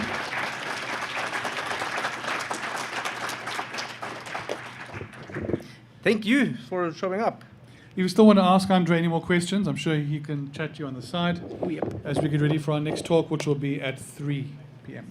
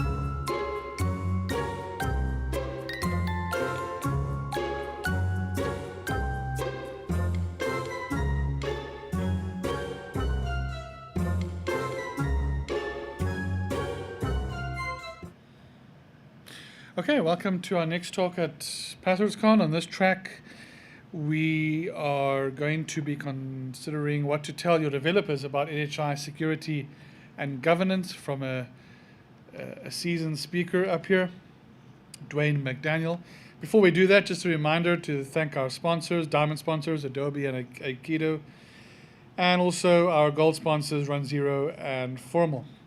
A reminder, you can take pictures of the speaker and his content, but no one else in the room, please, without their consent, or anywhere else in this venue without their consent. There's no need to record video, as it is being recorded for us and streamed, so there will be access to that afterwards. So we'd like to invite Dwayne McDaniel for what to tell your developers about NHI security and governance. Thank you much, everybody. Thanks for being here. So I gave a talk yesterday. Raise your hand if you were in the talk yesterday.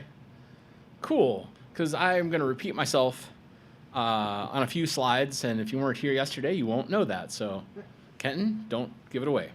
I know Kenton was here yesterday. If you want these slides, I highly recommend it.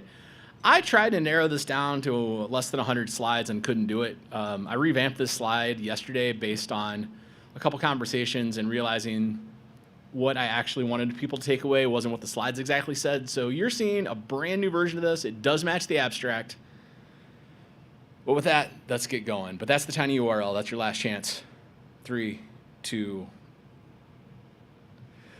If you would really like to go see their talk, because there are awesome talks going on right now, like I almost skipped this one to go to the Proving Ground one. Tell your developers if they see a plain text password, something's gone horribly wrong. And you need to work with them to solve that and make that right. Quick survey of the room. Who here works in security, quote unquote? It's B-sides. I would be shocked if that wasn't the answer. Who here is a developer? Right on. This talk is not aimed at you. This talk is aimed at everyone else to have a better conversation with you overall. Any DevOps people in the room deploying infrastructure? Right on, right on, on. Same qualifier to y'all. Okay, so the developers, DevOps people, I'm assuming the answer is yes to you, but raise your hand if you have ever deployed something that actually touched the internet that people you did not know actually used. Smaller room, but about half the hands gone up for people at home that can't see. But something to think about, because what I mean by that is you have built something that uses an architecture of some form or another. It could be PaaS, could be SaaS, could be you built it all, you could download the whole thing, you could make Drupal and it's just one big monolith in a box.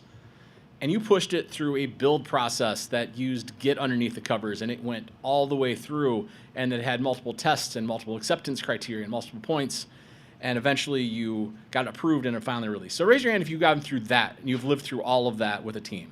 That's more than I anticipated, so I'm gonna go a lot faster through a couple parts here. But who's ever worked on a team where they're like, get this done by this date? And you know the person behind you is, that wants your job is going to take your job and they're gonna replace you with AI very quickly if you don't do it. That is, hey, what's up? I believe you requested a whiskey Red Bull? I didn't, not the Red Bull. Did I miss the right? I definitely, I don't drink Red Bull. Okay, The whiskey sounds right, I but must have missed the time. Are we late? I apologize. no worry. I mean, I'll drink the whiskey, but I don't drink. Yeah. Well, so I was not going to put the whiskey and the Red Bull together Thank you. because that's an abomination. That is an abomination. I was like, I will provide both, You but know, I will not mix them. My buzz was starting to wear, so this is perfect. What is this anyway? Well, you're the benefit of someone else's speaker request. So, thanks, Dan. Thank you very much. There is one other speaker request that we have to satisfy.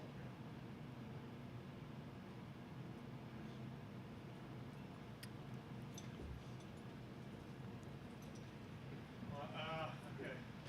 Aww. Thank you so much for coming in. Pleasure. We really appreciate it. Awesome. Thank you. All right. Please. Apologies for the disruption. Hey, no worries. I don't even remember what I requested. I'll never forget last year, though. Last year, I put my request to please accept the talk, and they gave me a certificate that said I was the only person to ever have done that. And I have that framed on my wall, and that's one of the greatest treasures I own. So nothing's going to top that. I don't even remember what I put. I think it's maybe donation to charity, my name. I don't remember. All right. Again, because I'm going to go fast, because a lot of you are developers, I'm going to go real fast on this. But it's no wonder that when people that are getting yelled at, that have to go through all the hoops, and like they need to close tickets, and they are being judged on how fast they get the production out the door, that when they turn to AI, which is exactly where I got this code, and it tells them to do something stupid, which is like, literally ChatGPT told me to do that about 3-4 months ago when I asked for this code.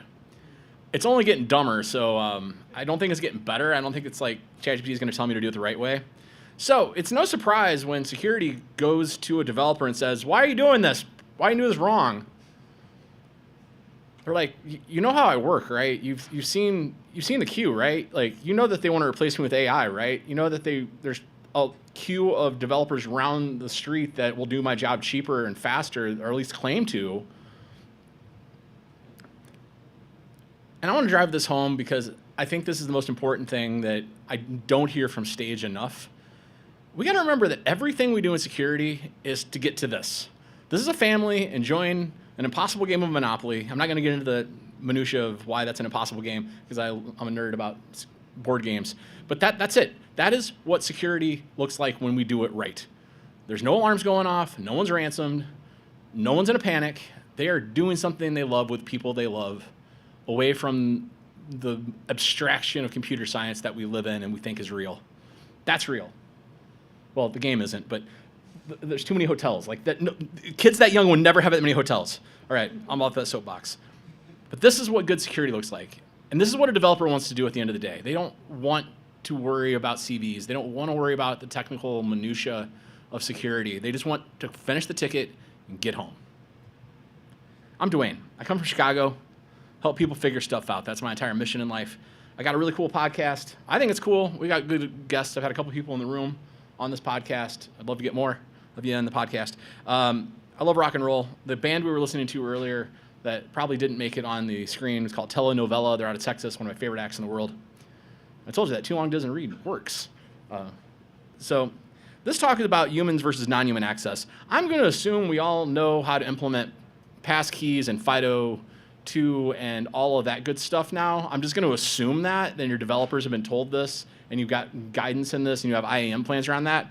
The non-human side scares the hell out of me, and that's what I want to talk about. Because if you go to a developer and say, "Hey, we're going to talk about non-humans," they're going to be like, what do you mean non-humans? Because that's like saying there's only two things in the world, a potato and not a potato. Humans and non-humans. Like, what do you mean non-humans? Well, I really like workload as a term here, because that's really what we're talking about when we're talking about development. A workload is a running instance of software executing for a specific purpose. Oh, that's still very broad, but that's not a car, that's not a ceiling, that's not a network. That's a running piece of software. So that's a workload. That's a non-human that needs to authenticate to another system in order to do something. OWASP definition is a little bit different. It says it's part of a larger application because, of course, OWASP thinks everything's an application, and it is. I'm a believer in that myself. But they actually go on further to say, well, they use secrets in order to do those authentications and actually have that communication. Why is this such a big deal? Well, in 2022, CyberArk said it's about 45-1, the number of non-human identities that we're giving authentication mechanisms to versus every human that we're authenticating. Here in 2024, 2025, or 25, what year? 2025, yeah, it's probably closer to 100 according to research. Some people say it's higher, some people lower. CyberArk's own research said it was closer to 78. Whatever, this is about 100-1 on the screen. And now we live in agentic AI, and we're deploying APIs and things faster than ever, and it's terrifying how fast we're deploying them. I've never seen this in my life, like how fast we're jamming out vibe-coded nonsense. I had a buddy who builds applications like weekly, just for funds. It's like, dude, what are you doing? This isn't free, by the way. Agentic AI causing this is an energy crisis. Like, that's another entirely different matter. Go nuclear.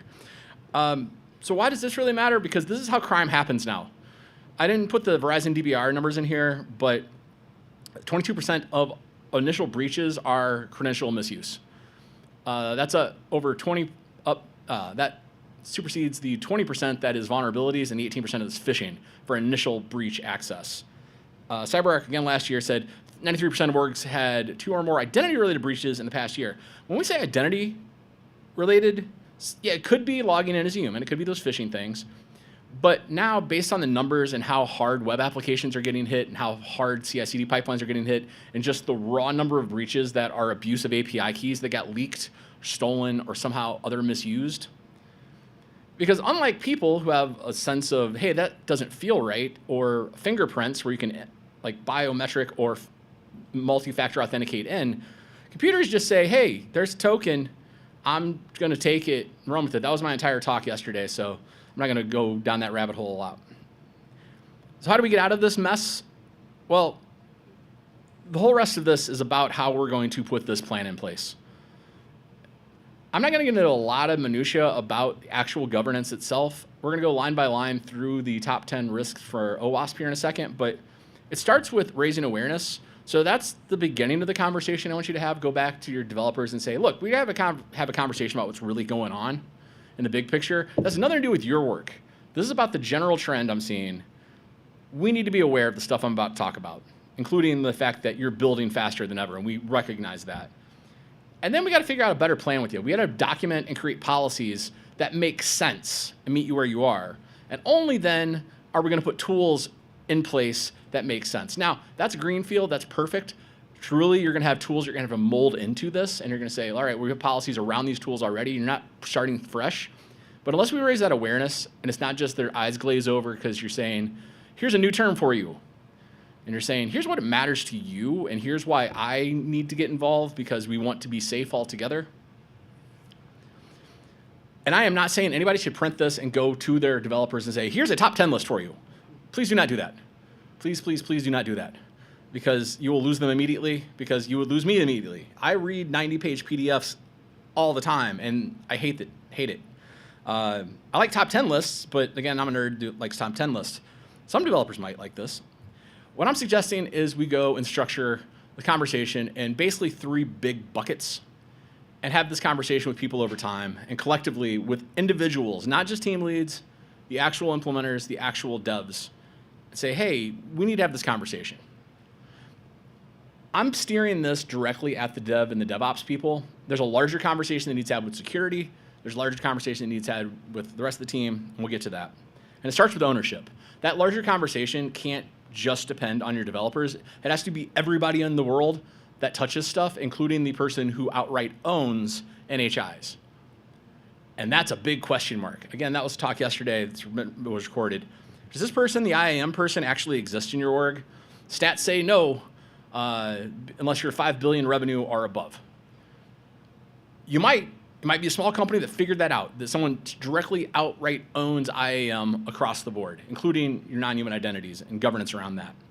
Right now, every company I know is scrambling to figure that out, other than a handful. 2 of them are the largest car companies in the world. They got that person, and I've had that conversation with their team, their CISOs. But most companies I talk to are struggling with who owns this? In fact, someone in this room was saying, I won't call out who, but was telling me their team right now is trying to figure out who actually owns Active Directory. Is it security? Is it IT? Is it Greg? Who owns this thing? And that's a larger conversation. But again, back on point today, because I could talk about that as a whole other talk. In fact, a giant chunk of that talk yesterday. When we talk to devs, it's look, you're the one introducing these to the world. And we know that ultimately you are not the risk holder. You are part of the team that makes this risk happen. But we need you to take as much responsibility as possible to make sure we got it right going in. And I know that's hard, but we'll talk about making it easy as we go through this. But tell them ownership comes down to basically adhering to governance policies. If you do that from your perspective, when you put these things in, know that you're thinking this through. If you open it, shut it. If you turn it on, turn it off. This is Ann Landers. She stole it from somewhere, but I don't remember where. But go look up blame Ann Landers for that, because if you Google that, what happened? If you Google that and Ann Landers, it will be the first thing that comes up if you Google that list. All right, I'm gonna plug it back in. That always tends to do things. Maybe Ann Landers' ghost really doesn't like me using this. She is dead. Her daughter took over. I still read Dear Abby every day. All right, but this is Ann Landers. So, but it's basically that. I'm not gonna read the whole list to you, but it's basic common sense. And if we go back and look at the OWASP top 10, how I've bundled this together. Now you might argue that I put them in the wrong buckets for some of these. That's fine. this is my ideas, not OWASP officially. OWASP is the full top 10. But that first one's like on proper offboarding.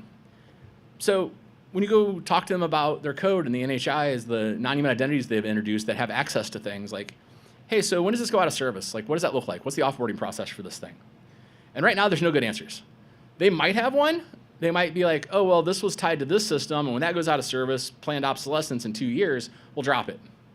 And this is how we decommission that thing. But I'm guessing if like anybody I talk to in development, they're like, what do you mean? It's going to run forever. That's why we built it. It's like, yeah, okay, cool. So what does it look like if we did take it out of commission? Like, who would sign off on that? And you're going to have some interesting conversation out of that. There's no good answer to when you sunset a thing other than when you run out of budget or time. But that's reactive. Proactively, do you have a plan around that? A good governance model will. A good governance model says every 18 months you're going to review this and see if it needs to shut down the next 2. That's one governance model. There's a lot of writing about this right now, so there's no one true answer. So don't think I'm the ultimate authority on NHIs. Overprivileged NHIs, hey, are we scoping this as tight as we can? When you're scoping these, how are you doing scoping? And then just sit there and listen. And you're going to be horrified by what you hear. But then you're going to watch the process they go through, and it's going to look something like this. Who here has ever visited the Doc Hub authentication permission page before? It goes on and on and on and on and on. There are like 30,000 permutations for just GitHub. AWS, combine all like 300 services times all there, it's like 90,000 permission set you could possibly do. So it's not a real big surprise that when like my company did research into all the leaks, I'll talk more about like the scope or the size of the amount of leaks a little bit later, but when we look at the secrets we find out there, like 99% of GitLab APIs, or 58%, I'm sorry, have full access, and 96% of all GitHub tokens we find had write access, with 95 offering full access to the repos. These are the ones we find in public. We know the private ones are even worse than this, about 8 times worse. Not the scope permission, but the number that we find in code bases. It's not really a shocker because it's really hard. How do you help them narrow that down? And I say you in security, not the DevOps people, because it's already hard enough on you. How are we helping here? This is an accusation. This is a call to action. This is, if you've never stopped to think about why are you over permissioning, sit with them and go through the exercise with them. And at some point, you're going to pull your hair out and be like, yeah, just set it wide because it will work that way. And I understand you have tickets to close, and we're wasting others' time going through micro picking this out. But if you help them with tooling to figure out, like, hey, how do we figure out what you're allowed and not to do and build scripting around that? Not saying it's going to be easy, but it's possible. Deterministically, maybe this is a good use for AI with some tooling. Maybe. I don't know.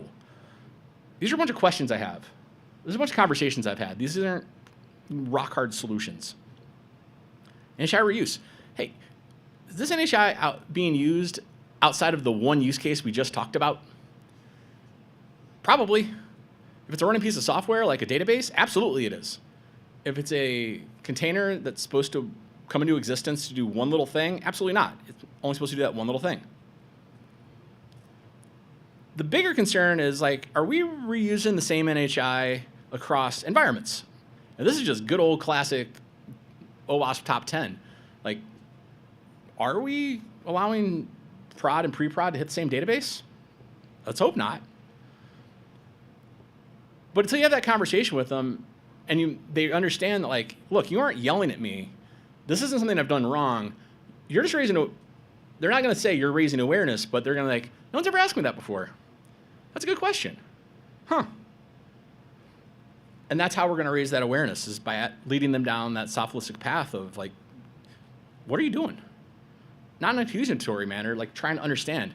Guess what? The more notes you take on that, as my friend Sean says, if you write it down, you document everything, you're going to have a pretty clear list of, like, oh, this is stuff I need to clean up. This is stuff I need to get on top of. This is where the training I need to help give people and help them through. This is a good one. Should a human ever be able to use this? You can set up rules. You can set up all sorts of detection rules to tell, like allow lists and agents. Like, did bot03 call this, or did a human over a Linux box call this in? Did Ada Lovelace, the mother of all coding, did she curl her way in to get to your user list? Or, like, why is JQ being thrown? A machine would never throw that. They don't need to. They can already read JSON. But if you don't know that they're setting up a service count with the idea of like, well, I need to log in occasionally. There was a talk here earlier where somebody did a scream test on a server. They had no idea what it was doing. They just unplugged it, put a note on it with a date stamp, and like, it took them 9 months to somebody finally come in and pull their hair out and be like, look, you've destroyed a mission critical system. Like, read the note. It's like from 9 months ago. Because they were logging in with the service account to make sure a cron job was still running on an unrelated service using that service account that was tied to that box. Crazy. But if you don't have that knowledge of like, a human should never, ever, ever, ever, ever go down the same path and make this call like that this application workload should do. To them, it's just another call. It's just another thing that you can hit with an API endpoint. That all goes under ownership and governance. Maybe I should have called it governance. I don't know. Ownership makes it feel more personal. Governance is like something we adhere to. Ownership is like, all right, I have stake in this. And again, developer might say, I don't care. I'm just checking boxes and getting the ticket done. And that's how some people are going to act. Some people are going to raise questions and be like, I never really thought about this stuff before. How do I do that better? And if you don't have answers to that, and all you're going to do is accuse them of doing it wrong, time to rethink what you're doing. How are we helping them? How do we go from the department of no that everybody hates to the department of how do we do this properly and faster? Well, that's where the next piece comes in. Because the next piece is technically very achievable, and it's stuff that you just need to raise awareness on first, and then give them technical solutions on second. And then there's that technical complexity bit, which is only going to get worse as we go along, but that's something you're going to have to partner with them on no matter what, but we'll get to that. So, who's ever asked one of their developers like, hey, what's your time to live on something? What's your time to live on this thing you set up? Like, what's the time to live on that API key? What's the shortest amount of time we could possibly grant it and still make sense? And in their brain, almost guaranteed, unless they're already using JOTS or already using PKI, they're gonna be like, what do you mean expire? It's a key. It just works until it doesn't work. Till you changed it or you made me change it. Like, yep.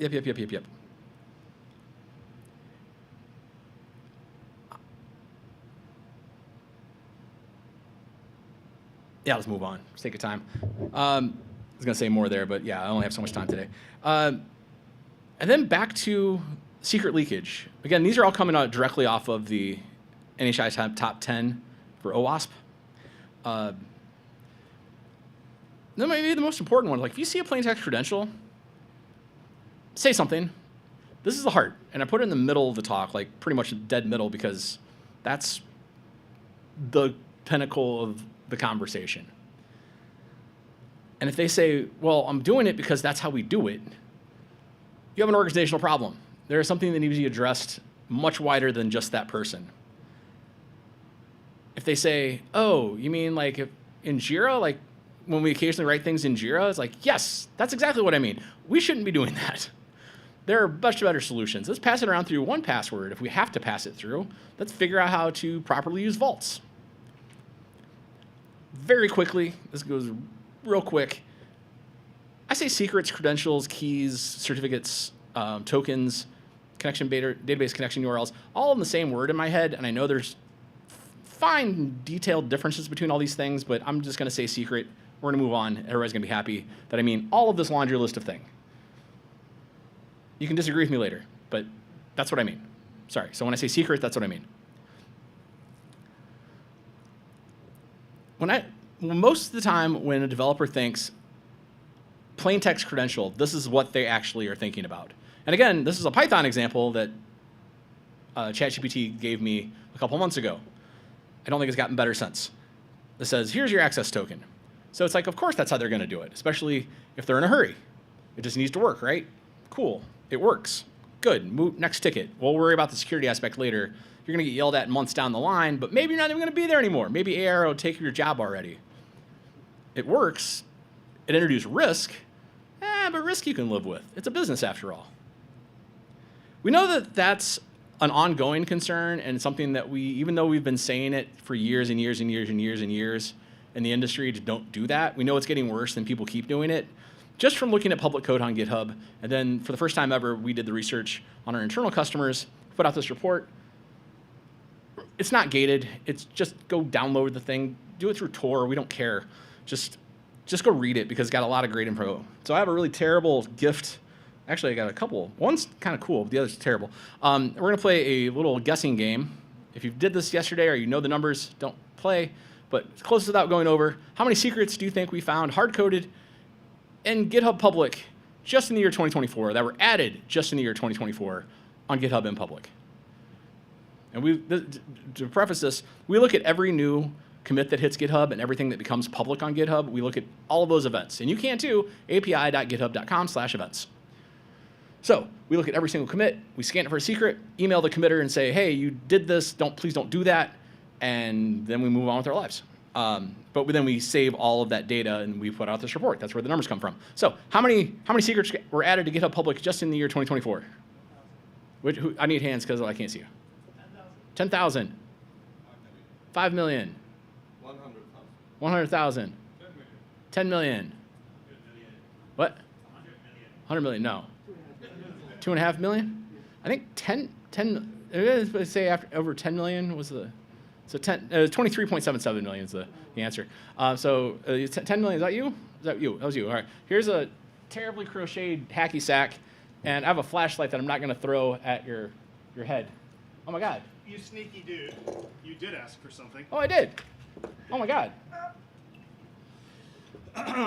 You requested a tiny trophy presented to me just for asking. So there you go. Yay. I have a tiny trophy I got just for asking for it. I will treasure this award. It will go, I'll put a little shelf right above my award from last year that I got just for asking everyone to take the thing. And they wrote on it in gold Sharpie. Only the finest. Only the finest. And I think everything's spelled right.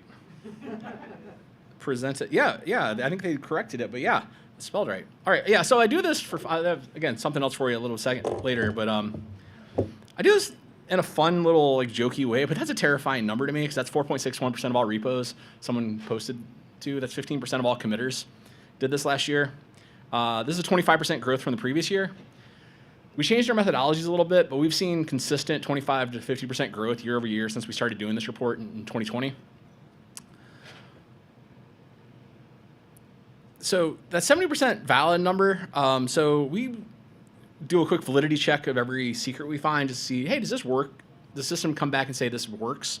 And if it does, we say that's valid. We took a subset of what we found in 2022, 11,070 or something like that, and reran the same validity checks in, because it's still public. They didn't take them down.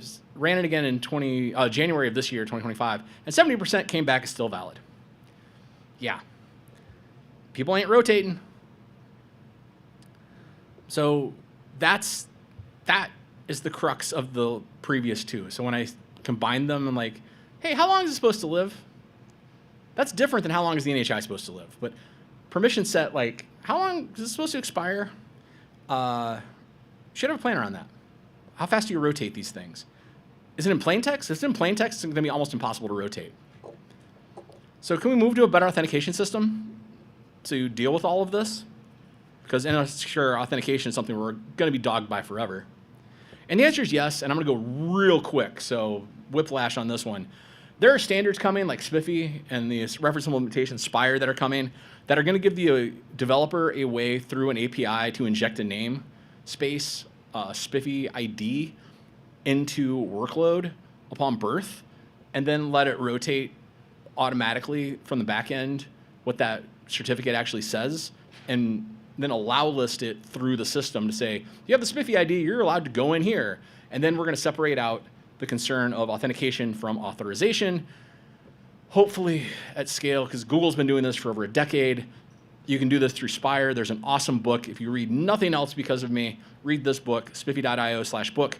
And if you're like, I ain't got time for a 198-page free book, which is really entertaining, by the way, there's one of the best presentations I've ever seen in my life. It's from Matthias and Tom back at Cloud Native Security Con that talk about this in depth with cute pictures. I just actually told CyberArk today, like, you really need to make a comic or a coloring book out of this and help people understand this concept because it's so fundamental. But it's coming really quickly.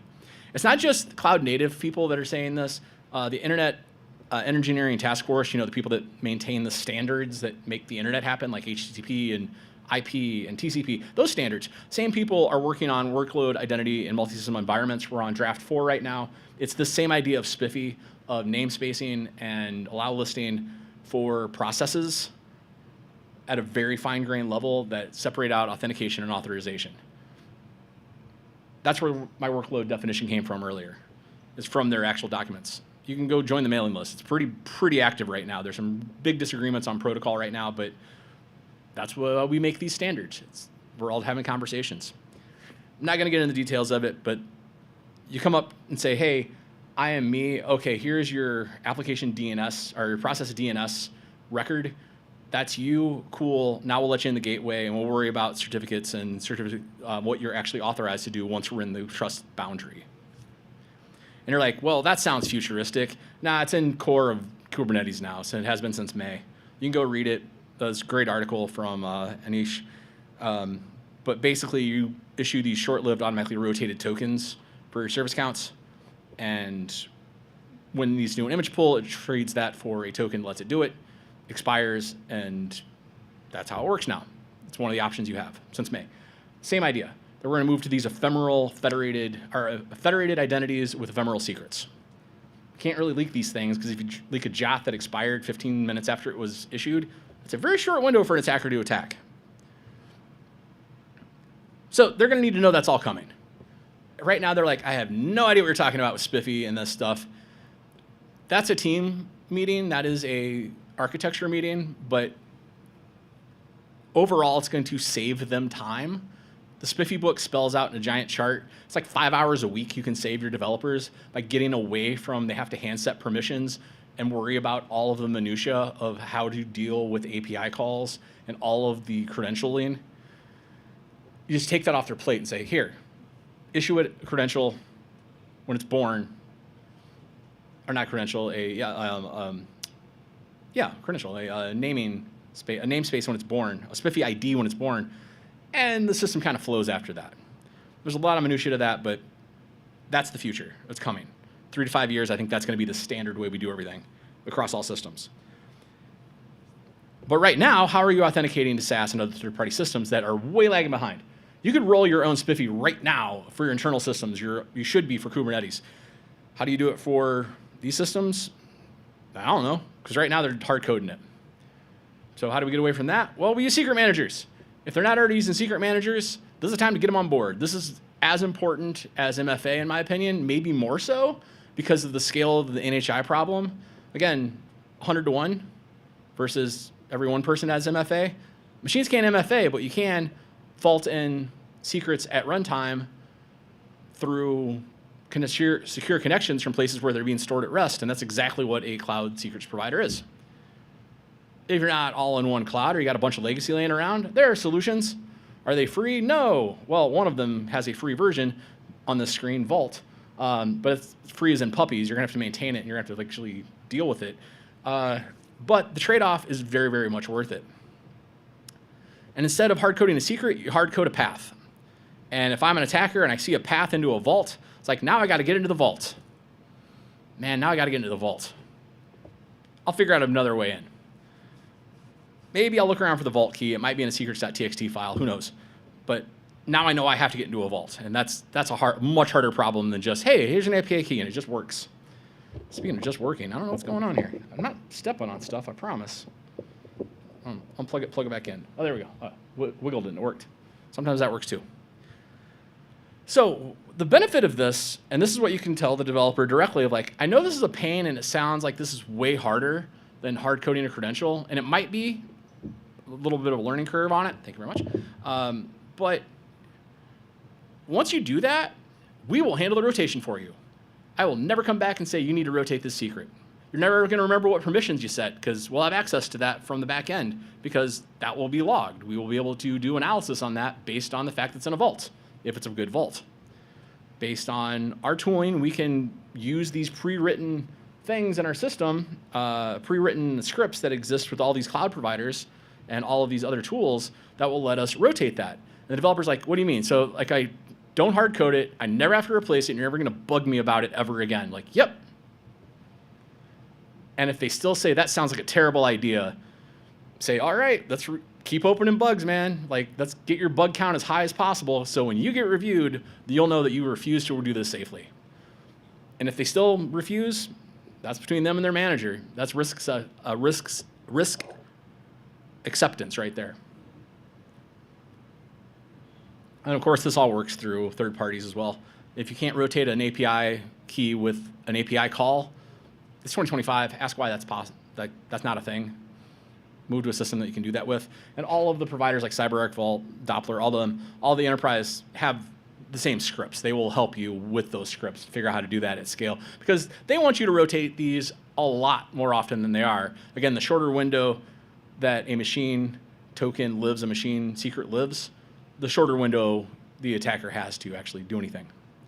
But Dev's got a lot going on. How do we get them to adopt these quickly?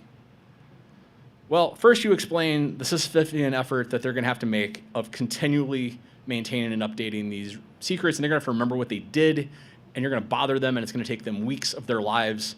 Or they can do it right the first time, and you'll never bother them again. But they're still going to say, but it's still slower. In the short term, it's going to be until you figure out how to meet them where they are. I'm going to go real blazing fast through the next pieces. But I think Git is the greatest thing in the world. I've worked for 2 companies with Git in the name. I've taught well over 1,000 people Git basics. And Git is amazing, but you have to understand basically what it's doing in order to understand the real magic of it. And understand all your developers have a very different understanding of Git than the other developers on your team. No one ever sits down and says, hey, you have to learn Git from first principles. That might happen. No. There's an awesome Git book, and I highly recommend everybody read it, even though it's outdated. Core principles are still all there.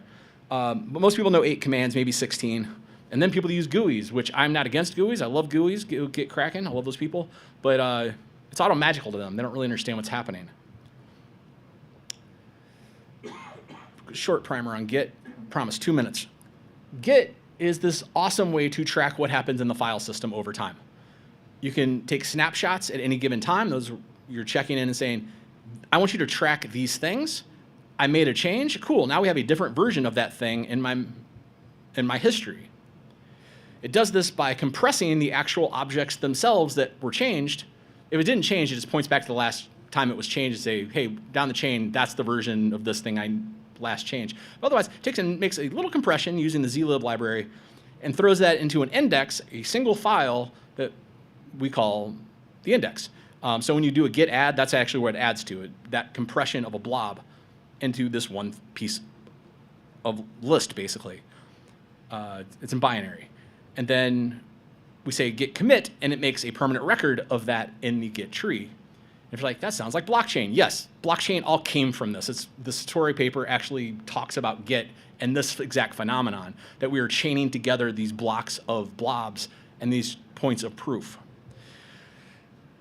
Now, the awesome part is you have a permanent memory of everything. The downside is you have a permanent memory of everything. Meaning if you committed a hard-coded secret and then you took it back out in the next commit, guess what? The commit where you put it in is still there, unless you did some kind of weird surgical maneuver where you destroyed that commit and you got everyone that's ever touched that repo ever to agree to your changes. Good luck with that. And then hope there's no shadow cache of it. Guess what? There's a shadow cache of it on GitHub. And no one else that ever saw the code made a copy of it that you don't know about. That's also the power of Git. Everyone can have a copy of all the code. Buried in Git, though, is this thing called hooks.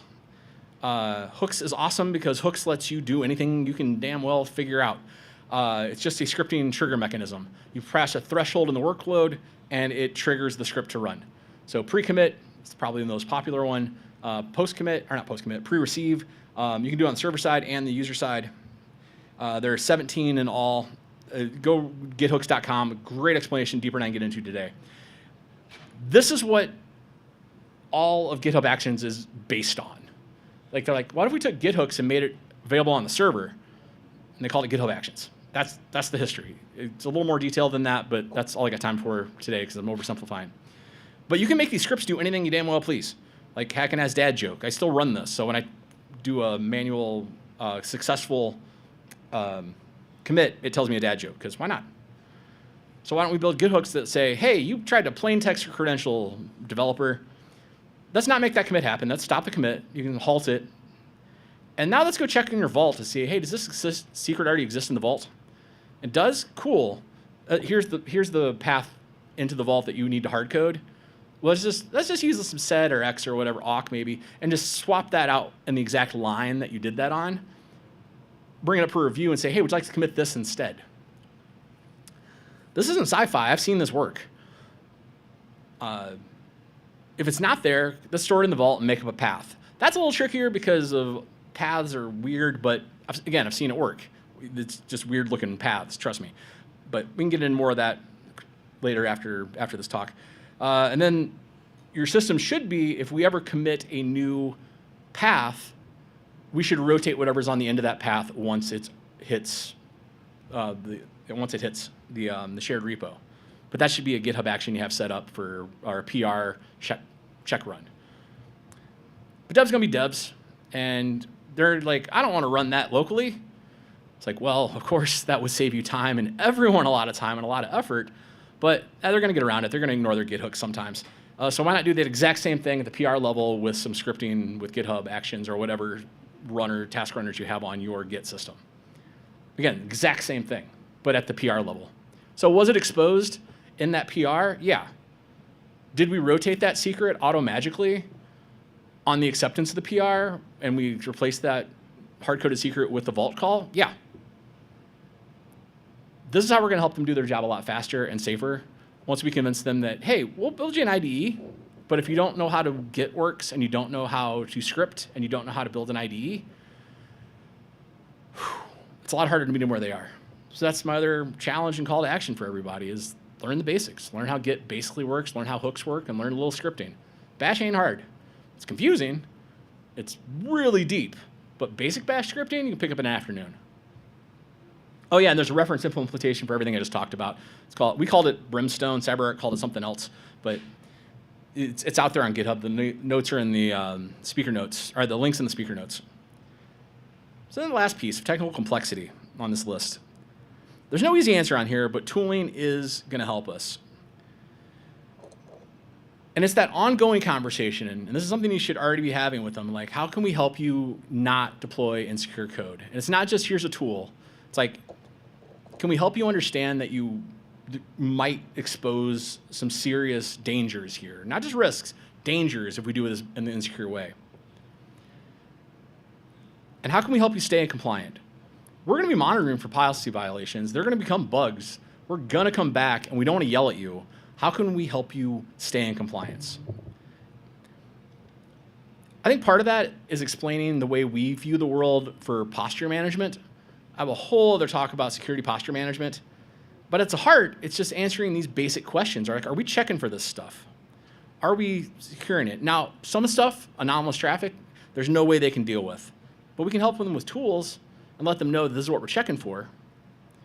And if there is a local tool that will help them, if you know how to work with GitHooks, you can start tying it in and help them automate the process. And again, tie it into your GitHub automations or your GitHub action automations if they miss it.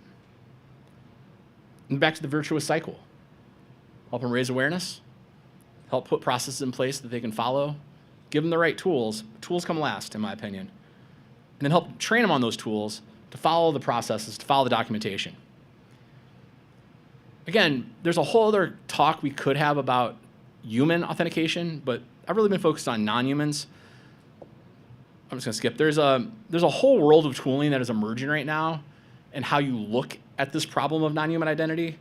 I think it comes down to those four things. This is from the non-human identity management group. Those four questions in the bigger picture that you need to ask and your org needs to ask, and you need to have the conversation globally with all stakeholders and developers and everybody. And there's a ton of tooling, but again, if you're not having the ownership conversation about how you do this and what you think needs to happen and the policies you need to set, None of these tools are going to solve this for you. There's no magic wand here. This is a giant organizational problem. But together, we can solve it. But that's the 3 buckets I put it in. And know that if we don't deal with this now, we're never going to get another chance. AI, building AI is coming. And if we don't put the governance models in place right now and have the conversations with the devs that do exist, the humans who can control this, maybe we just need another profession because the breaches are only going to get worse. And they're logging in. They ain't breaking in. So if they see a plain text secret, have them say something. Then work with them to figure out how to not make that happen. I'm Dwayne. I got opinions on things, obviously. Try to help people figure stuff out. Hopefully I didn't confuse anybody.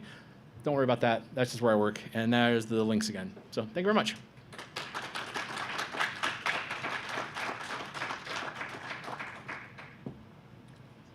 Whew, that was not great whiskey. Thank you very much, Dwayne. Thanks, everyone, for joining us. The next talk will be at 5 p.m. Thanks very much.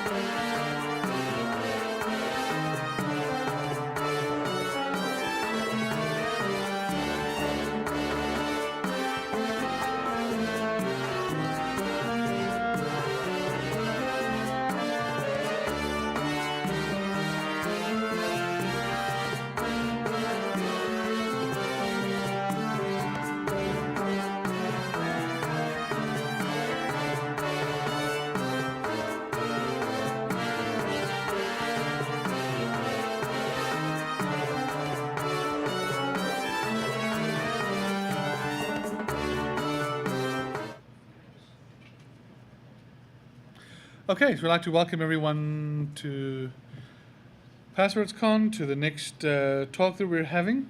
Just a reminder, we'd like to thank our diamond sponsors, Prisma Cloud and Vanta, and our gold sponsors, Adobe and SemGrep. A reminder about your phones, please put them on silent so that the speaker is not interrupted or anyone else in the audience.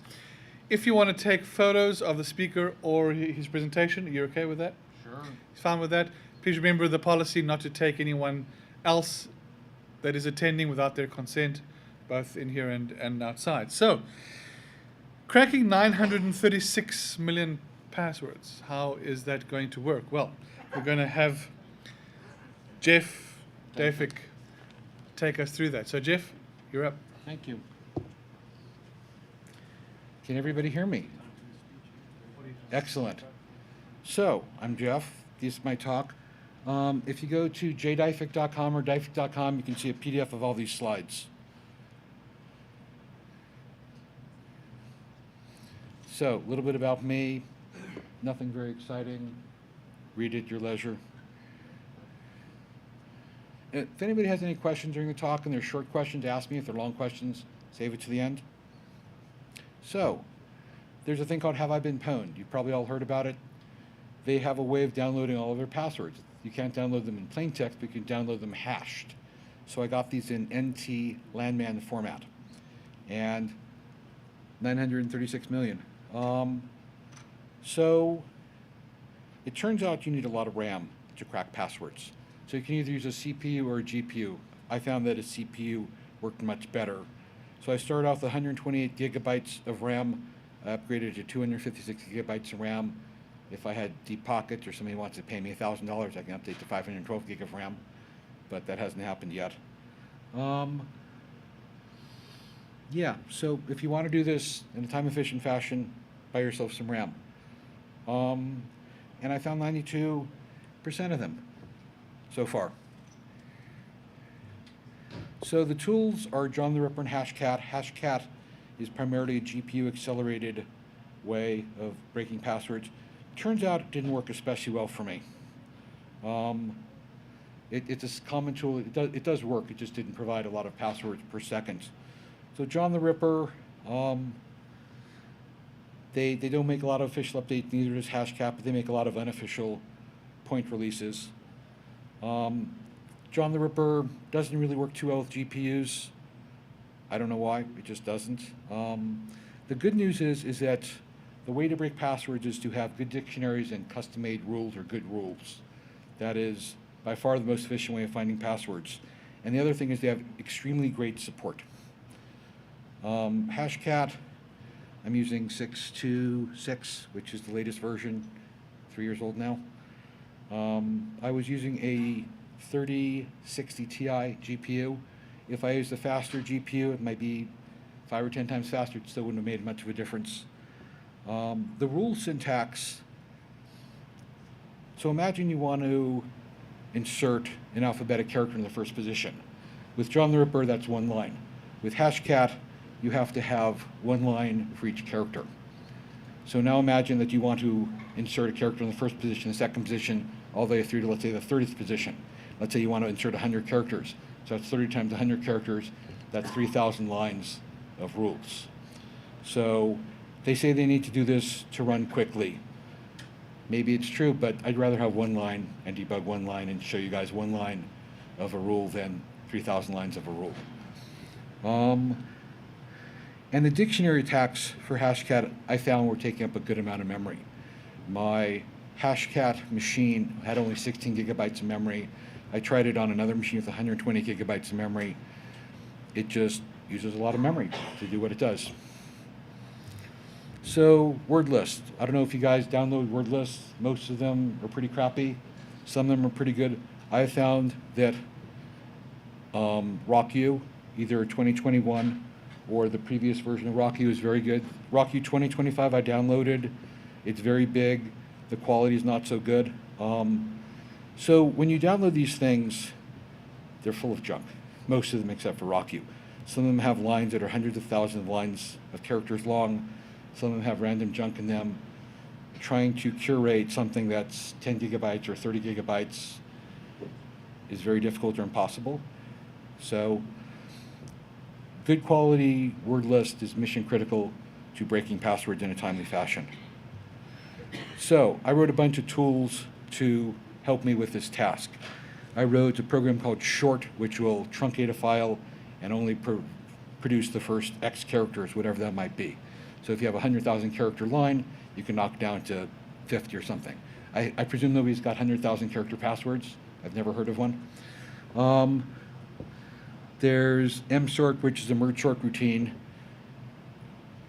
It needs to have more physical memory than you're trying to sort, but other than that, it works very well. What else do we have here? We have multi-merge will merge a bunch of things, so it runs quicker. I have sample, which will sample however many every 10,000 lines or things of that nature. I have things that produce line length statistics, counts of ASCII characters. I have some password utilities that I wrote, and I have sometimes when the password is found, it's got unprintable characters, and so they encode it in a hexadecimal format. I have a thing to turn it into binary stuff. It's called password on hex. I also wrote some password statistics programs to give me statistics on the passwords I found, which I'll be showing you later. So there's standard tools. GNU Sort is an excellent tool, Unique.com. I use Emacs as my text editor. I know not everybody likes it, but it will handle gigabyte files. It will handle binary data. It will handle pretty much anything. Does somebody have a question? Okay. So relative hashing speed. If you look at NT-Landman, it's the fastest hashing algorithm. That means if you want to break it, it takes the least amount of resources. If you look at DEScrypt, which is the tool I used, the password I was breaking previously, it's much slower. DEScrypt, I think it came around in 1978 or something like that. So why NT-Landman is such a fast algorithm, which means it's basically weak, I don't know. If modern Linuxes, they tend to use things like bcrypt, which is substantially slower. So if these passwords were encrypted with bcrypt, I probably would have found very, very few of them. So you should be using a hashing algorithm if you want your password to be secure that's slow, and if you want to make it easy to break, you should use one that's fast. So salt. Does everybody know what salt is? Does anybody not know what salt is? Come on, somebody's got to not know.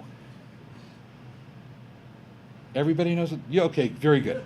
So, in 1979, people figured out if he's got a password that's password 123 and he's got a password 123, the hash is going to be the same. So he said, we're going to add, 14 bits of random data to each person's password. So the chance that his password and his password, when hashed, are going to be the same is 1 in 4,000. So the reason you do this is it makes it very difficult to do a rainbow table attack. So again, they figured this out in 1979. I'm guessing that's older than half the people in the audience. But Windows doesn't use salting. I don't know why. I've never heard anybody give me an explanation why it doesn't use salting. So that's very good for me breaking passwords and very bad from a security standpoint. So in the 80s, Unix went up to 48 bits of salt, which is a huge number. In 1996, bcrypt used 128 bits of salt. So the chance of having collision is 1 and 2 to the 128, which is a very, very big number. So good for me, NT-Landman, no salt. Those things would run real quickly.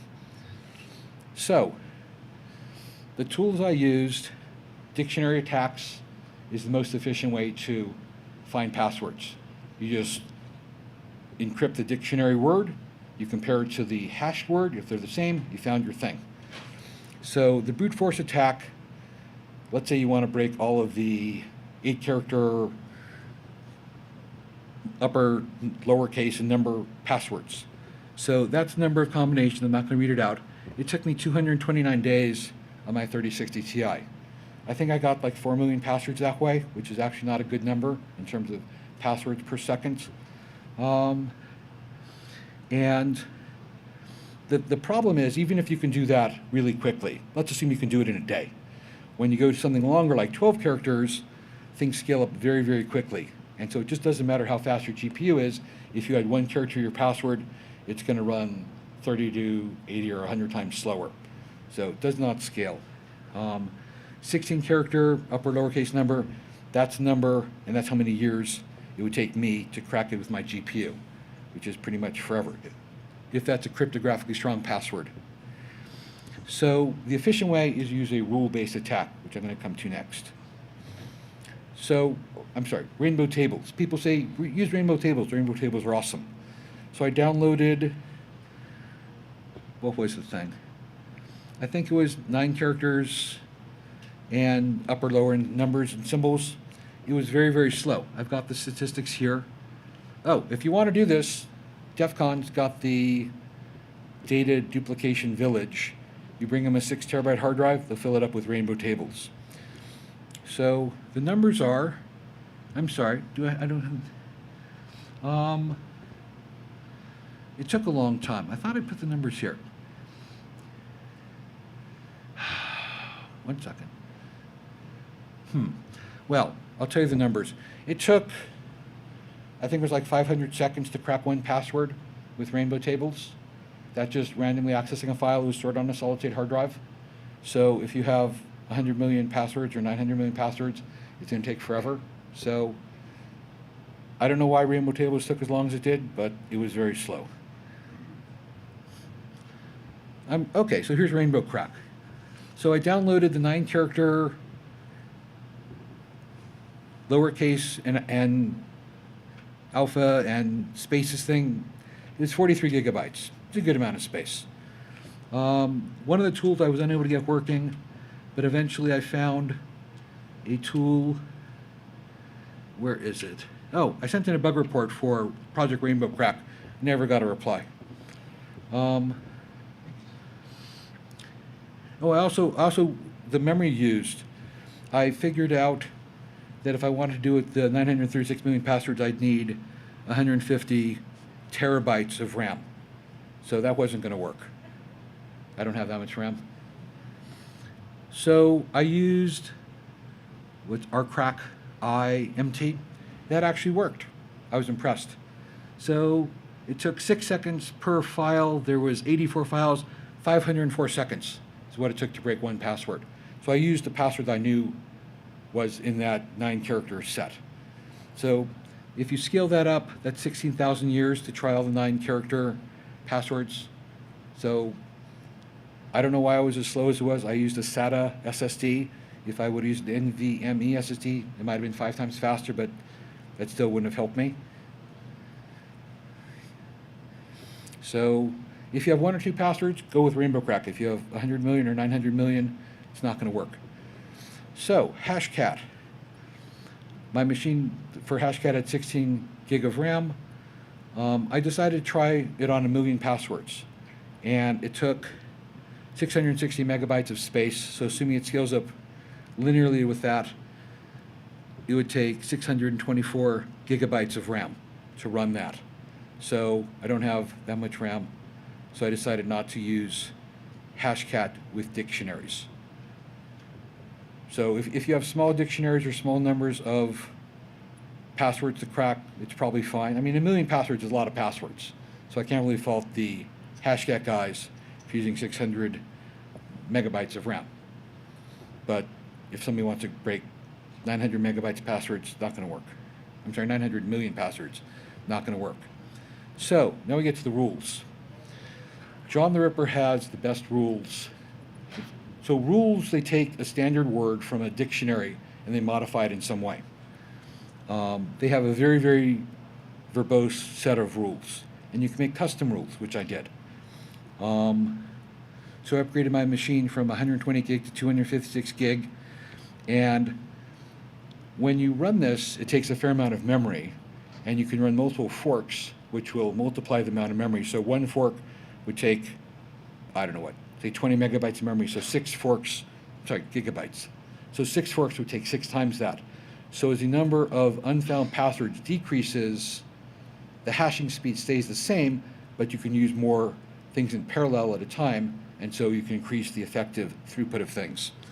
So when I first started this using the default John the Ripper rules, I managed to find 487 million passwords in 12 days. which is like half the passwords. That was pretty cool. And also, since the number of unfound passwords decreased by a factor 2, I could double the number of forks. So that was a really good thing to do. That was the low-hanging fruit. So John the Ripper has a very good default dictionary. It's very, very small. And using that, I found 154 million passwords. That was really good. So there's an incremental attack which will never ever terminate. And it starts off pretty quick and it slows down, unfortunately, pretty quickly. So I found 320 million passwords. So these numbers are not all exclusive. These are like inclusive numbers. So they would add up to more than the individual numbers. So then I started using the RockU word list. So I found 156 million passwords that way. And then I bought the 256 gigabytes of memory so I could double the number of threads I was using, or number of forks. So I started doing attacks using the default word list and the default rules, which is all the rules. And I found another 15 million passwords that way. So just for context, using hashcat and I think all the 9 or 10 character passwords, I found 4 million passwords in half a year of time. So this is really, really fast compared to a brute force attack. It's going to miss things. It's not going to get everything, but the speed is so fast, it's better to reduce the number of unfound passwords you have and then crank the number of forks up. So my computer has 64 cores and 128 threads. So I can scale this up quite a bit. So I started off with 7 forks, and then I said, let's apply the rules twice. So if one of the rules is uppercase the first character, the second rule might be append a number at the end. So it will take a long time and probably never terminate, but I found another 36 million passwords that way. So then I decided to not use the standard word list, but to use the RockU 2021 word list. I found 265 million passwords in less than an hour. That was super awesome. So then I was able to increase the number of forks up to 18 after I found all those passwords, and I was able to run things like more than twice as fast as before. So I found another 11 million passwords in 3 days with that. So the thing with finding passwords, you find the easy passwords first and you find them quickly, and then things slow down, and they slow down at about an exponential rate, which is really unfortunate. But the good news is the more passwords you find, the less that are unfound and the more forks you can use. So when I was done with this, I was running about 31 or 32 forks in parallel. That was the limit with the amount of RAM I had. So I did a brute force attack of all the characters up to 9. So I found 3.6 million passwords that way, and it took 4 days. And then I had 811 million found passwords, which is a good number. So I started using that dictionary of found passwords. All dictionaries have different qualities, but these are all real passwords that I really found. So this is like the highest quality dictionary you can get. And using that dictionary and the standard John the Ripper rules, I found another 16 million passwords in 7 days. And you basically just wait for the stuff to slow down, and once it gets too slow, you say, I'm going to stop this because it would take years to finish. So the good news is it finds things quickly than slowly, and at some threshold that you get to, which for me was like a character a second, a password a second, I'm just giving up on this. So then I started to apply the rules twice on my 811 million found word dictionary, and yeah, it would take years to finish. So with the simple things like just doing a brute force attack on a dictionary, it would take like minutes or an hour to finish. But this applying the rules or applying the rules twice, the CPU usage goes up exponentially. So now we can run with 10 forks, and let's see, I was using the RockU dictionary, and I was down to 129 million unfound passwords. So I used a special rule that I wrote to replace a character with a control character. So if a password is password 123, I say let's replace the first character with a control character. I ran through all the control characters. It's okay, let's replace the second character with all the control characters. And I found this when I was breaking my DES crypt passwords, that some passwords have control characters, and the standard dictionaries and the standard rules don't really look at that. So the good news, I have statistics on how many control character passwords I found, and there's a good number of them. So the second thing I did was, instead of replacing a character, was to insert a control character using the RockU 2021 dictionary. And I found another 8 million passwords pretty quickly with that. So these are the control character rules. So if you look at the optimized version, that's 1 line long, and that will do an overstrike of a control character in any position, no matter how long the password is. And it includes 80, which I believe is delete, if I recall correctly, and it includes all the standard control characters. So it's not very readable, but it's only 1 line long.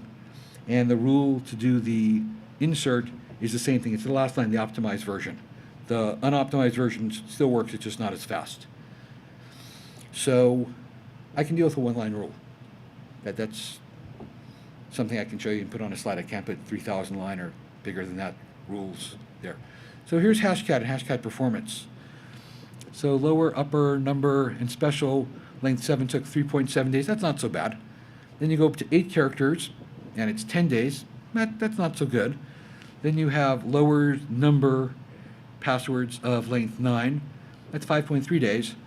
But the last one I ran was a lower number of length 10, 180 days. I found 2.4 million passwords. So that's really not a cost-effective thing to do. Okay. And you know, if you increase the length to 11 or something like that, you're pretty much hosed. And even if you have 10, 50, 90 GPUs, it's still not going to be a good day for you. So this is just not an efficient way of finding passwords. If you only have a few passwords, this might be a good way to do business.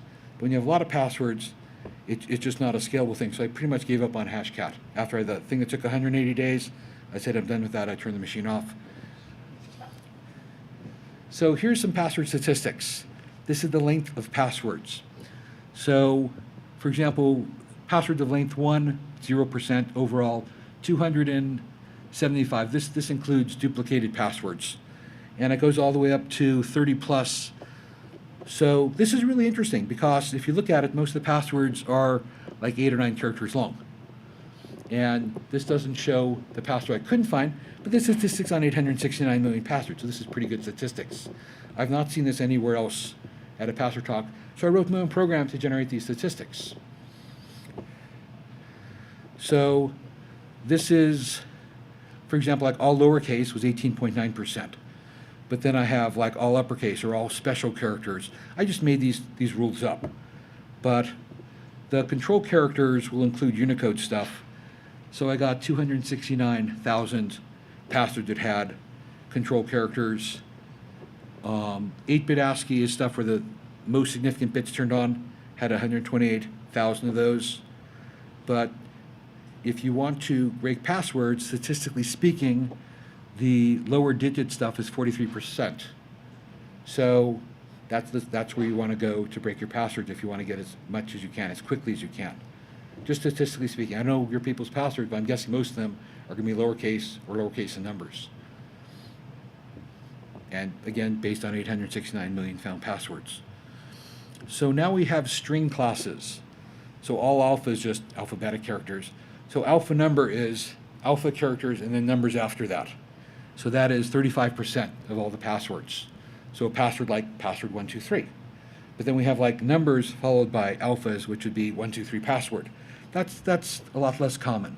And I just made up more things, numbers, alphas, numbers, and all kinds of stuff.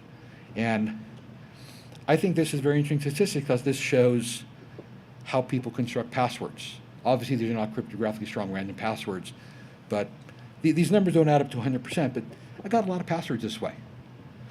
So if you wanted, you could make a rule that says, let's go find, 6 alphabetics, then 3 numbers, for example. And that's a whole lot faster than saying all lowercase and all numbers together. And again, statistically speaking, you'll do pretty well that way.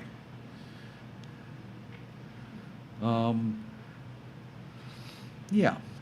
So here's the control characters. This is the fun stuff. I got 8 new lines. line feeds. Character turns, 229,000 of those. Horizontal tabs, that's a tab character, 134,000 of those. Delete characters, 1,045. So these are all unprintable things. And yet, there's a good number of these in passwords. I don't know how they put them in. I don't know how they got through whatever password screening process they have. There's a fair number of control characters, and these all came from my custom written rules to find non-printable characters and passwords. Do you have a question back there? Speak up a little bit more. Speak up, I can't hear you. Yes.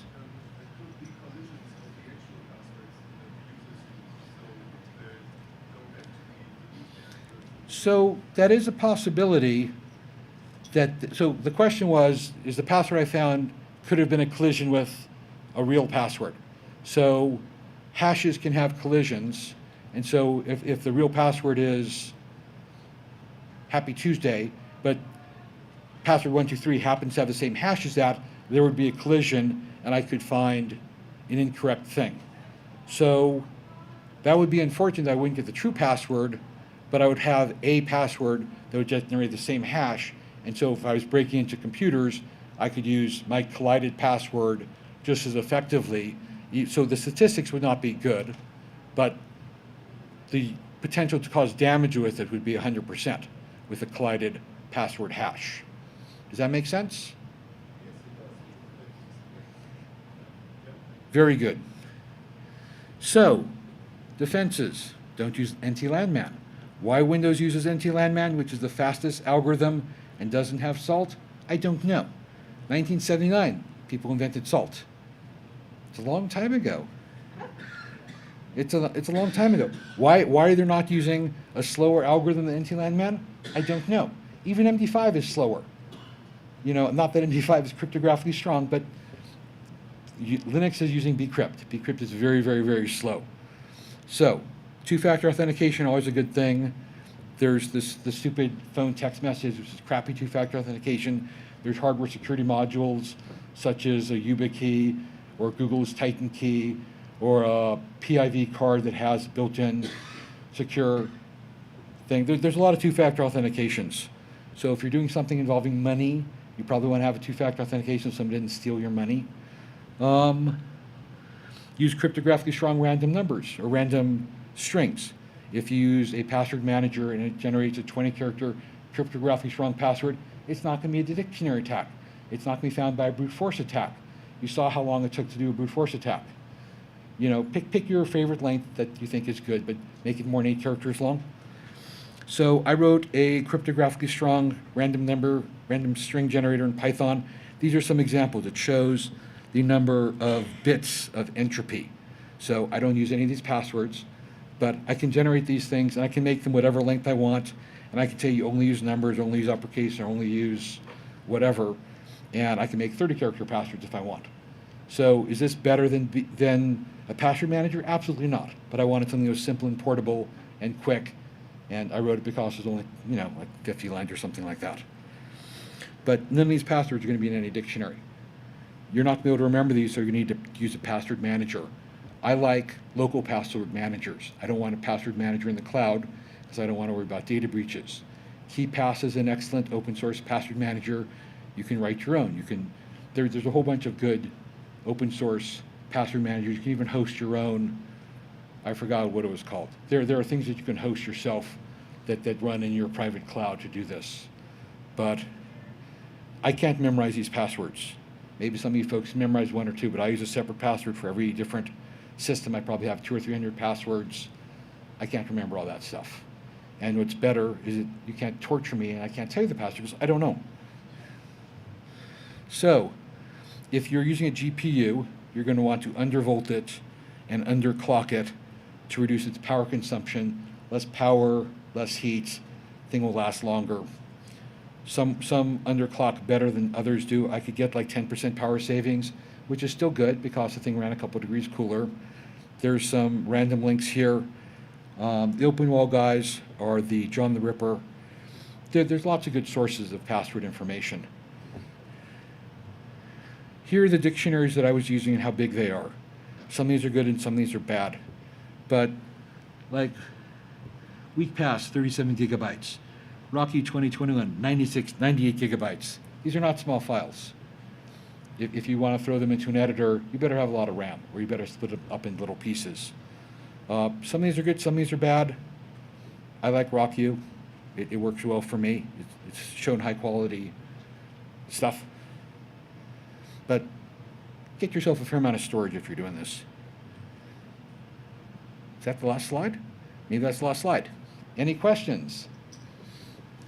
I believe we're going to get a microphone for people to ask questions.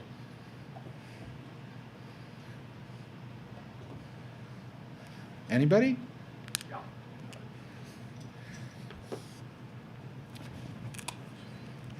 Hi, since you noticed such a large improvement using that specific word list, Yes. I imagine you were curious and went and investigated how they had come up with it in a way that was different enough to get that large of a difference. What did you find out? So I don't know where the provenance of it, but it's allegedly from a data breach of RockU in 2021. So they claim that it's an actual leaked list of passwords. And statistically speaking, I was getting a lot of good data from that as opposed to other stuff. The very best dictionary I was using was the one that I found, my 900 odd million password thing. Because I found all those passwords. They were real passwords. And when you start applying the rules to already found passwords, you get pretty good performance. But I don't know where Rocky 21 came from. They say it's from a data breach. Well, I guess what I'm wondering is, do you believe that that's just unmodified results of that breach, or do you think that there are transforms applied to that to produce given the size? I don't know. I'm guessing that it's a raw breach, but I don't know. But the thing is, applying transforms, you're going to, I mean, if you just like uppercase the third character, you're going to double the file size. If you say uppercase one character, in each position, you're going to multiply the thing by like a factor of 10 or 20. So anything that would be like a reasonably straightforward rule, you would expect to have someone just implement as a rule. And you would increase the size of your file. So instead of uppercasing, what do you subtract? You substitute a number for a letter. So you have 10 characters. That's going to, each character position is going to multiply the size of your file by 10. So if you have, length 10 passwords, that's going to be a 100 times bigger file. So I doubt that people augment the raw results with different rules, because that would just increase your file size.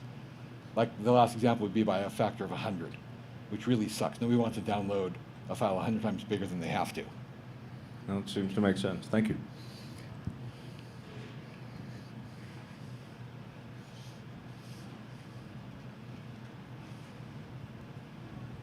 Thank you for your talk. I have a small question. Would you find that mutating the passwords and generating a new dictionary is faster than mutating the passwords in memory using rules? So I believe that they do things more or less sequentially, or possibly in a batch mode. I don't think there is a way with John the Ripper to apply a rule and write the whole file out. But I think that'd actually be slower. I think you'd be limited by I/O speeds as opposed to reading the thing in and just doing it in memory. I presume since each thread takes like 10 gigabytes of memory.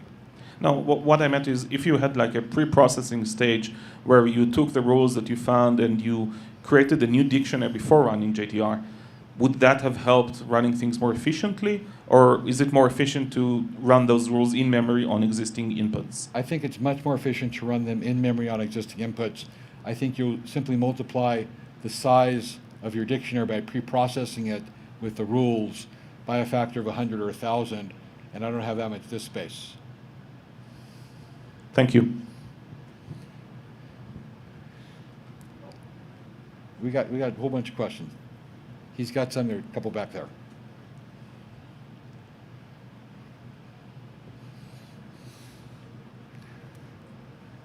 You gave a lot of examples of the formats of the passwords. I was curious if you did any analysis or had any data on the say longer passwords, like 12 or 16 characters or longer, if those were just combinations of words, or like what was the complexity of the longer passwords that you found? I didn't look at that. But the problem when you've got like 12 character passwords, so I've got, what is it here? 50 million of them. I can't look at 50 million passwords and get statistics from. I could have written a program to see what they look like, but I didn't bother with that level of detail.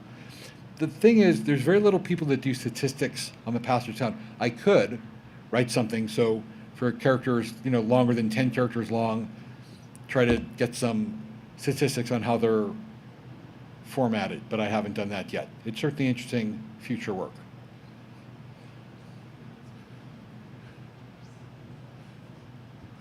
So, just a question. You've got a pretty good corpus of data here. Yes. That you've built up.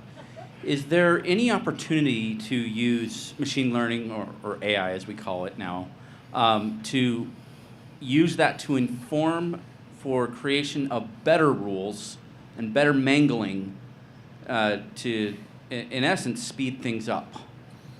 I would guess the answer would be yes, but if you have to feed in 869 million passwords into a LLM. Well, no, you would create a new model at that point. You wouldn't use an LLM. But I guess what I'm saying is I wonder if those patterns, if run through several models and layers and the tensors, if you would be able to come up with some, call it groundbreaking rules for that mangling.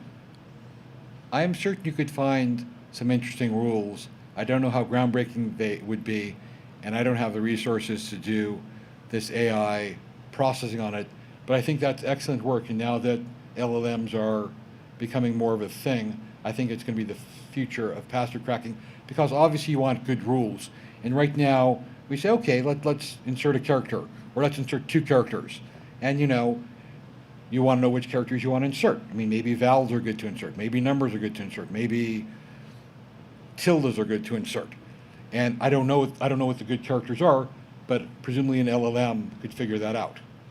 So a follow-up question, do you have a GitHub where you posted all these goodies? I do not. These are relatively large files, as you would imagine. Well, more your rules and process. The rules, so the one custom rule I wrote, I have on my slides.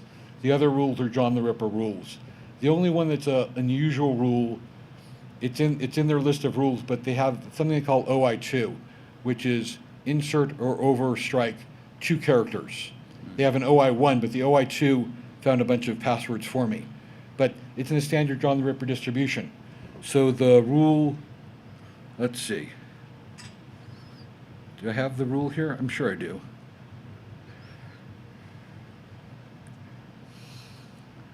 Yeah, so these 2 rules are the ones that I wrote myself. The good news is the guy in charge of John the Ripper is a guy named Solar Designer, who's a Linux security engineer, and he optimized these for me. I don't really understand the syntax of the stuff, but they work. And it's 2 lines, so anybody could write down those 2 lines and get the insert or overstrike of control characters. And I asked them to put in delete in there, so that's what the 80 is. That's hex for delete, ASCII 127, I believe. But it's certainly an interesting question. Yeah, no, thank you.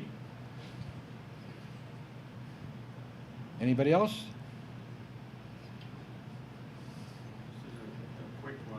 We got a microphone. As a quick one, did you explore, since you looked into GPU acceleration, did you explore alternative hardware, FPGA hosted stuff like on a big Xilinx part or something like that? So John the Ripper has some acceleration for a really, really, really old FPGA. I think it's like 8 or 10 years old.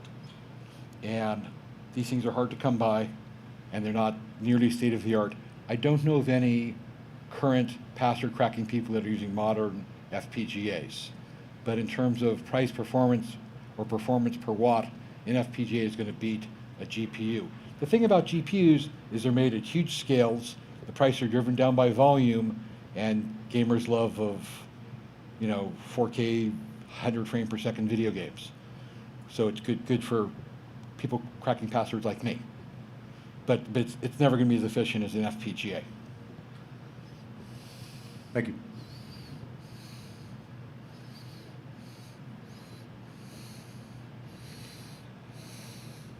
have an assumption that you know a lot about hashing in every flavor. What do you like? You like Argon, Blake, for a modern hash? So Bcrypt or Argon are state-of-the-art algorithms. So they're both nice and slow. They're both cryptographically very strong. Let's go back here. I don't think I have Argon listed here, but it's a modern encryption or modern hashing algorithm. So the thing is, if you look at NT Landman, it is so weak. And you know, Microsoft came out with Windows 7, they came out with Windows 10, they came out with Windows 11. Surely they could have picked a better hashing algorithm. Surely they could have implemented 12 bits of salt or 36 bits of salt or some reasonable amount of salt, and they haven't done that.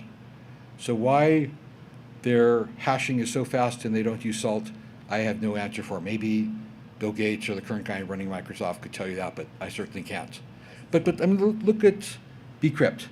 Bcrypt, it's 13,000 hashes a second. And look at NT Landman. It's 41 million hashes a second. I'm sorry, 41 billion hashes a second. Why make it so easy for people like me? Why make the hashing algorithm so insecure? I don't have an answer for that. It's certainly inexcusable. It's certainly that they knew better. You know, oops. 1979 is when salt came about. 1979. It's 46 years ago. It's a long time. Even if it takes them a decade to implement this, they should have done it, you know, well before 2000. I don't know why they're not doing it. It's not a new idea. Sure. On your slide there, I saw WPA2. Have you played with cracking WPA3? I mean, it's got some defenses, but... I have not. Okay. So the reason I use the NT Landman version of the Have I Been Pwned, it's the fastest algorithm. Why? So I think they also had, I don't know what it was. I think it was maybe it was SHA-1. I think I could get the passwords in SHA-1. But why should I pick SHA-1, which is so much slower, when I can pick NT Landman, which is super duper fast? I want to crack passwords. I didn't want to melt CPUs and, you know, use gigawatts of power. So I did this all on my main computer that's sitting in my house. Right now it's getting like 15 or 20 passwords a second. And it's going to slow down, but that's not so bad. That's with 10 threads. When I get home, I'll probably take all the found passwords and make my unfound passwords substantially smaller. Probably increase the number of threads by 5 or 6. I mean forks, not threads. So they're actually separate processes forked. Thank you all for coming.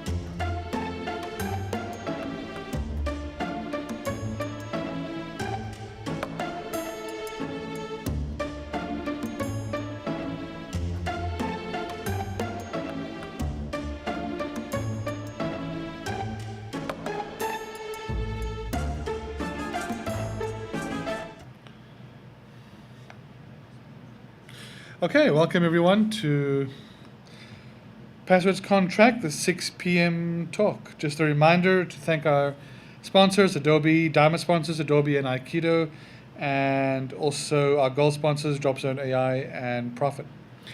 Obviously, with them and all our other sponsors, volunteers, and of course, you guys are what makes the conference what it is. So thank you very much for that.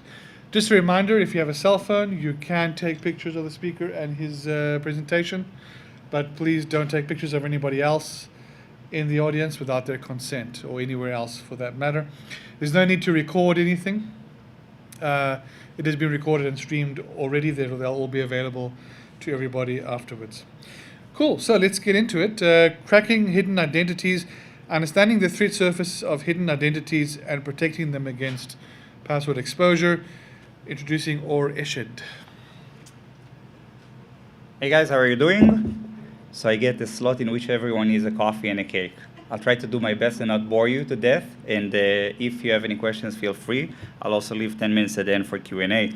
Today we'll be talking about hidden identities and risks that they impose to the business. First of all, presenting myself, just so you get context to whether I'm just, a clown that infiltrated BSides, or do I actually provide some sort of additional information? My name is Or Eshid. I'm the co-founder and CEO of Lyric Security. We're a browser security company. That means that we track what employees do online. Online is where they do stupid. Stupid is a big factor in password weaknesses and all kinds of identity risks. In the last decade and a half, I'm doing primarily AI development and security research. And historically, I was leading takedowns of botnets and putting people in jail. So if you do break the law, make sure not to use your own device as a testing environment for your malware, because then people may get your data and understand who you are. All right, so a little bit about what Lyrics does, just so you get some context to what kind of data we have and what we're trying to do. We're a browser security company. We have a tool that's get deployed as a browser extension to any browser, and using that, we just analyze what employees are doing. And the claim to fame, or what we're trying to get, is actually seeing what employees do in real life. So that's kind of like, videos of what your pets are doing when they're at home. We have that experience with users in their day-to-day environment, and we see what kind of activities they do without asking them to make any kind of changes to what they do. So our database, or our data source, is actual activity of users. Whereas most organizations, where they try to apply identity security policies, they fetch data from their IDP, from their Entra, etc. So that's about us. Today we'll be talking about a couple of things. We'll understand what are hidden identities and why there are so many of them. We'll understand a little bit of the risks associated with credentials on hidden identities, and then discuss a little bit of what can you do about that. I'll use a little bit of analogies during that. I like analogies. It doesn't mean that I'm that good with analogies, but just for you to expect. And I want to start with going backwards from when something really happens badly. By raising your hand, how many of you are actually practitioners within security teams of companies? All right. So effectively, when you, like in most organizations, when you do your day-to-day work, especially in security architecture, you try to get the best version of yourself as an organization, so you get prepared for the doomsday. So getting as much as possible behind federation, with MFA, with all kinds of security controls. In real life, when a shitstorm happens, pardon my French, there will be something that's unexpected. For example, someone calling help desk and removing MFA, or some sort of an anomaly, or some sort of a user just lost his device somewhere, or just I saw someone in the hotel at the Vidar just connecting to his Gmail from the FedEx office because he just had to print something. All of those things turn real life a bit dirtier than it is. So I believe that how good you are in theory, in real life you'll be at best 80% of that. So the real question is, how good are we at our full potential? Because in real life we won't really be that good. And the question is, what really exists in the organization? That's super critical. And that relates to hidden identities, because account takeovers are pretty much a big deal. And the SaaS usage in the organization is very interesting. Before we talk about hidden identities, let's talk a little bit about SaaS security and identity security. Web browsers are pretty much 32 years old. So we've went in a shift from which all the data and all the users were being set in one location, one building, and that's it. All the rest is a jungle. It's all evil. The internet is a dangerous place. I actually had the pleasure of talking to a CISO that doesn't allow internet access in his organization still today. Fortunately, that's not very common, especially in North America. And over time, there started to be some sort of a shift to using all kinds of SaaS or early versions of SaaS or early version of connectivity, private access. Traditionally really, really differentiated. It's either personal or work. Everything has some sort of a client-server relationship, really differentiable on the hostname level, to a world in which over time we move to really full shift to full SaaS. You have Notion or ChatGPT or whatever, and then ChatGPT can have 1 million accounts. Those 1 million accounts can represent anything. Now let's take, for example, Dell Technologies. Dell Technologies acquired EMC a couple of years ago. Let's say that if I was a security practitioner within Dell, which I'm not, I would not be surprised to find anything. Like there is a chance that I have an EMC ChatGPT account. I may have a Dell Dell ChatGPT account. Dell has an investment arm, DTC. They have accounts. They have all kinds of activities. Some users use WhatsApp to pass business information. What is LinkedIn? What's work-related? What's non-work-related? And what are the boundaries to really disallow users from doing things? Eventually, in real life, I can share an example. I have a client that had an account takeover coming on a personal webmail. So they just attacked his personal Gmail and using that to communicate with peers and colleagues. This world is starting to be really, really meshed or like really gray. It's really hard to differentiate between good and bad with regard to user activity. Eventually, all of that is becoming the battlefield of interactions between users, applications, and data.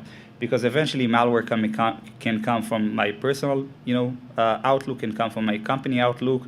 Most companies actually exclude on the firewall all traffic going to Azure, GCP, AWS, just because it's really hard to inspect all of that. So in this world, the identity in SaaS account context really matters. My personal ChatGPT is evil for my organization. My company licensed ChatGPT account is really great. If someone takes over my personal ChatGPT account, no one really cares. But if someone takes over my account of the business context, that can be used to actually do lateral movement into company resources, putting aside a note that adopting AI inside the organization shatters micro-segmentation because that AI may have access to anything. So what really happens in real life? Statistically, across all kinds of customers that we have, users use over the course of 90 days about 25 SaaS accounts that are mapped using some sort of an identity provisioning. What does that mean? If I go into some sort of a site that doesn't use an identity or there is some sort of an exotic authentication mechanism, that would not be considered SaaS. So WeTransfer, just having a page that I can just download something from, that's not SaaS. SaaS is me using my Facebook, my LinkedIn, or my work applications. And that's what's happening within the course of 90 days. Naturally, over a year, it's way more than that because some users actually don't log into their bank account in 3 months. And then comes the question, within the work context, how many of those are good? How many of them are bad? So we have differentiation between, on the identity level, between corporate accounts and non-corporate accounts. It's unrelated to the usage of those accounts.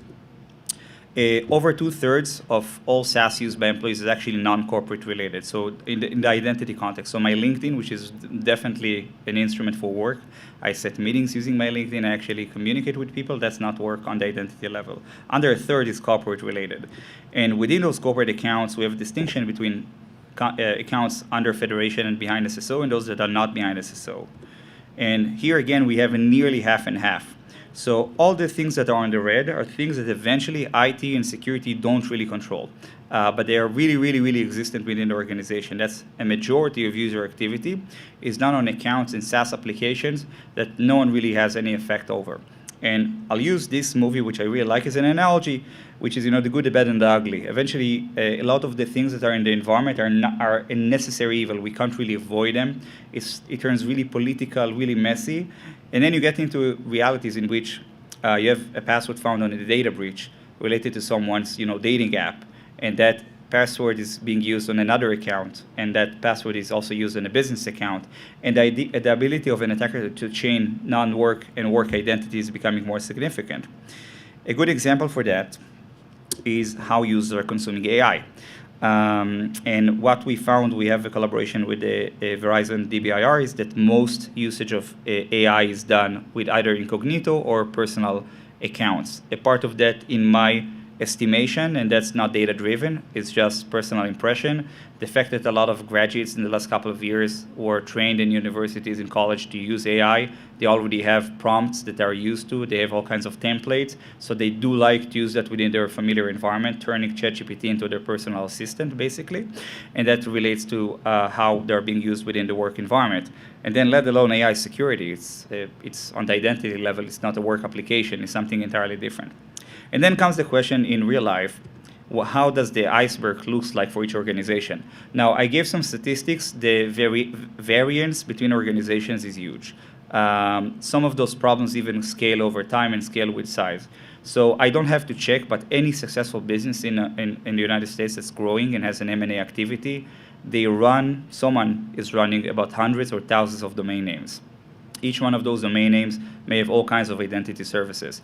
Each domain name and each account can be under a couple of provisioning solutions. Some users are chaining their Entra identity to a Salesforce identity to a GitHub identity, and there is some sort of a chaining that's really, really hard to track over time. And then you got all kinds of loose ends within that. For example, what happens when there is no login or some sort of a QR code? What happens when it is connected to some sort of a password, but the password is behind a password manager? Many users at work actually connect passwords of work to their personal password manager that syncs passwords to another device. We talked about all domains, temporary accounts.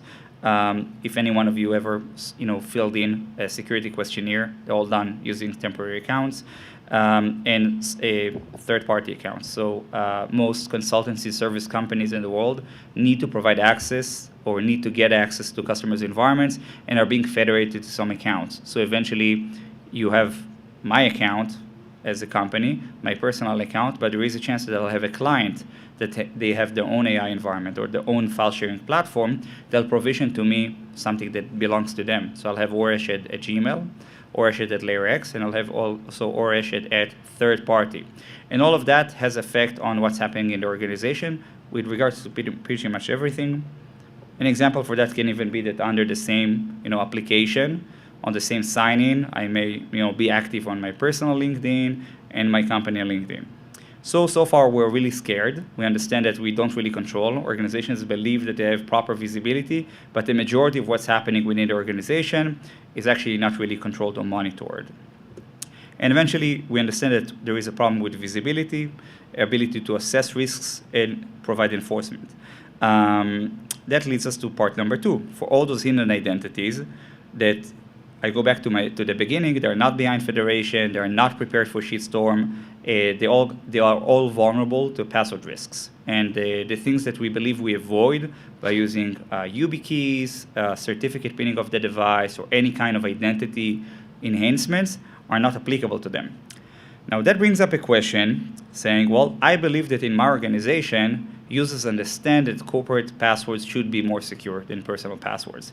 And the question is, do you really believe that users apply better reasoning in the work environment than in their day-to-day? Okay, so with the nodding heads, I will avoid doing this survey.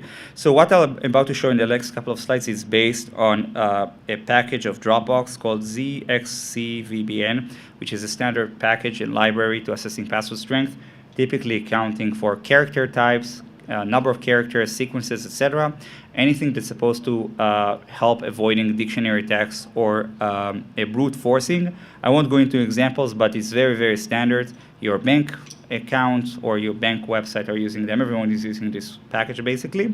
And then we all believe this table that says how long would it take to break them before we move to post-quantum encryption mechanisms. And we want users to use strong passwords, so it would not be trivial to break them, pretty much.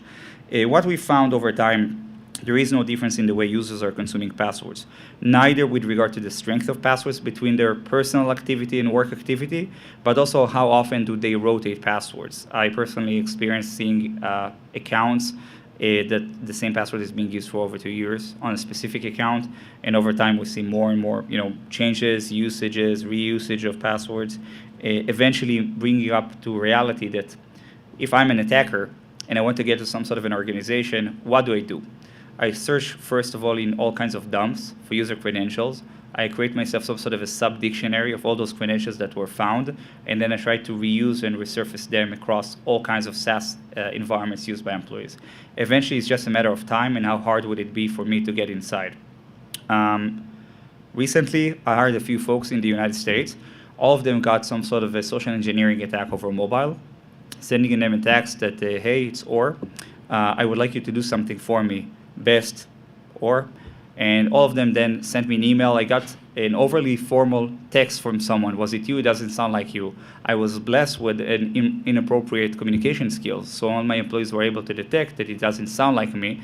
But eventually, there is some sort of a mechanism going behind, searching on Google what's an employee's phone number based on new employees within the company. Actually, there is a lot of automation behind the scenes. And all of that is supposed to lead eventually to the removal of an MFA, or very, very, very elegantly, to using the fact that new employees just getting their new device. So IT is very, very, very used to the fact that they have to reset MFA multiple times. So it's just a really good, really sweet point in time to get in, but the attack is already pre-made with credentials and dictionaries. So this is the breakdown in terms of password strength. I didn't make this chart. The color choice is horrific, so you'll forgive me because it's not intuitive, but it shows the breakdown between passwords based on strength when we assume that medium and below is unapplicable also in terms of compliance. I'll let you review this for a second, but basically the differences are so mild, it's really hard to detect. Now, that's how strong is my account environment. Then we have questions about the users themselves, because users do stupid, and stupid has a really big effect because someone will actually fall victim at some point to that social engineering attack or to that attempt to remove MFA, and it's just a matter of time.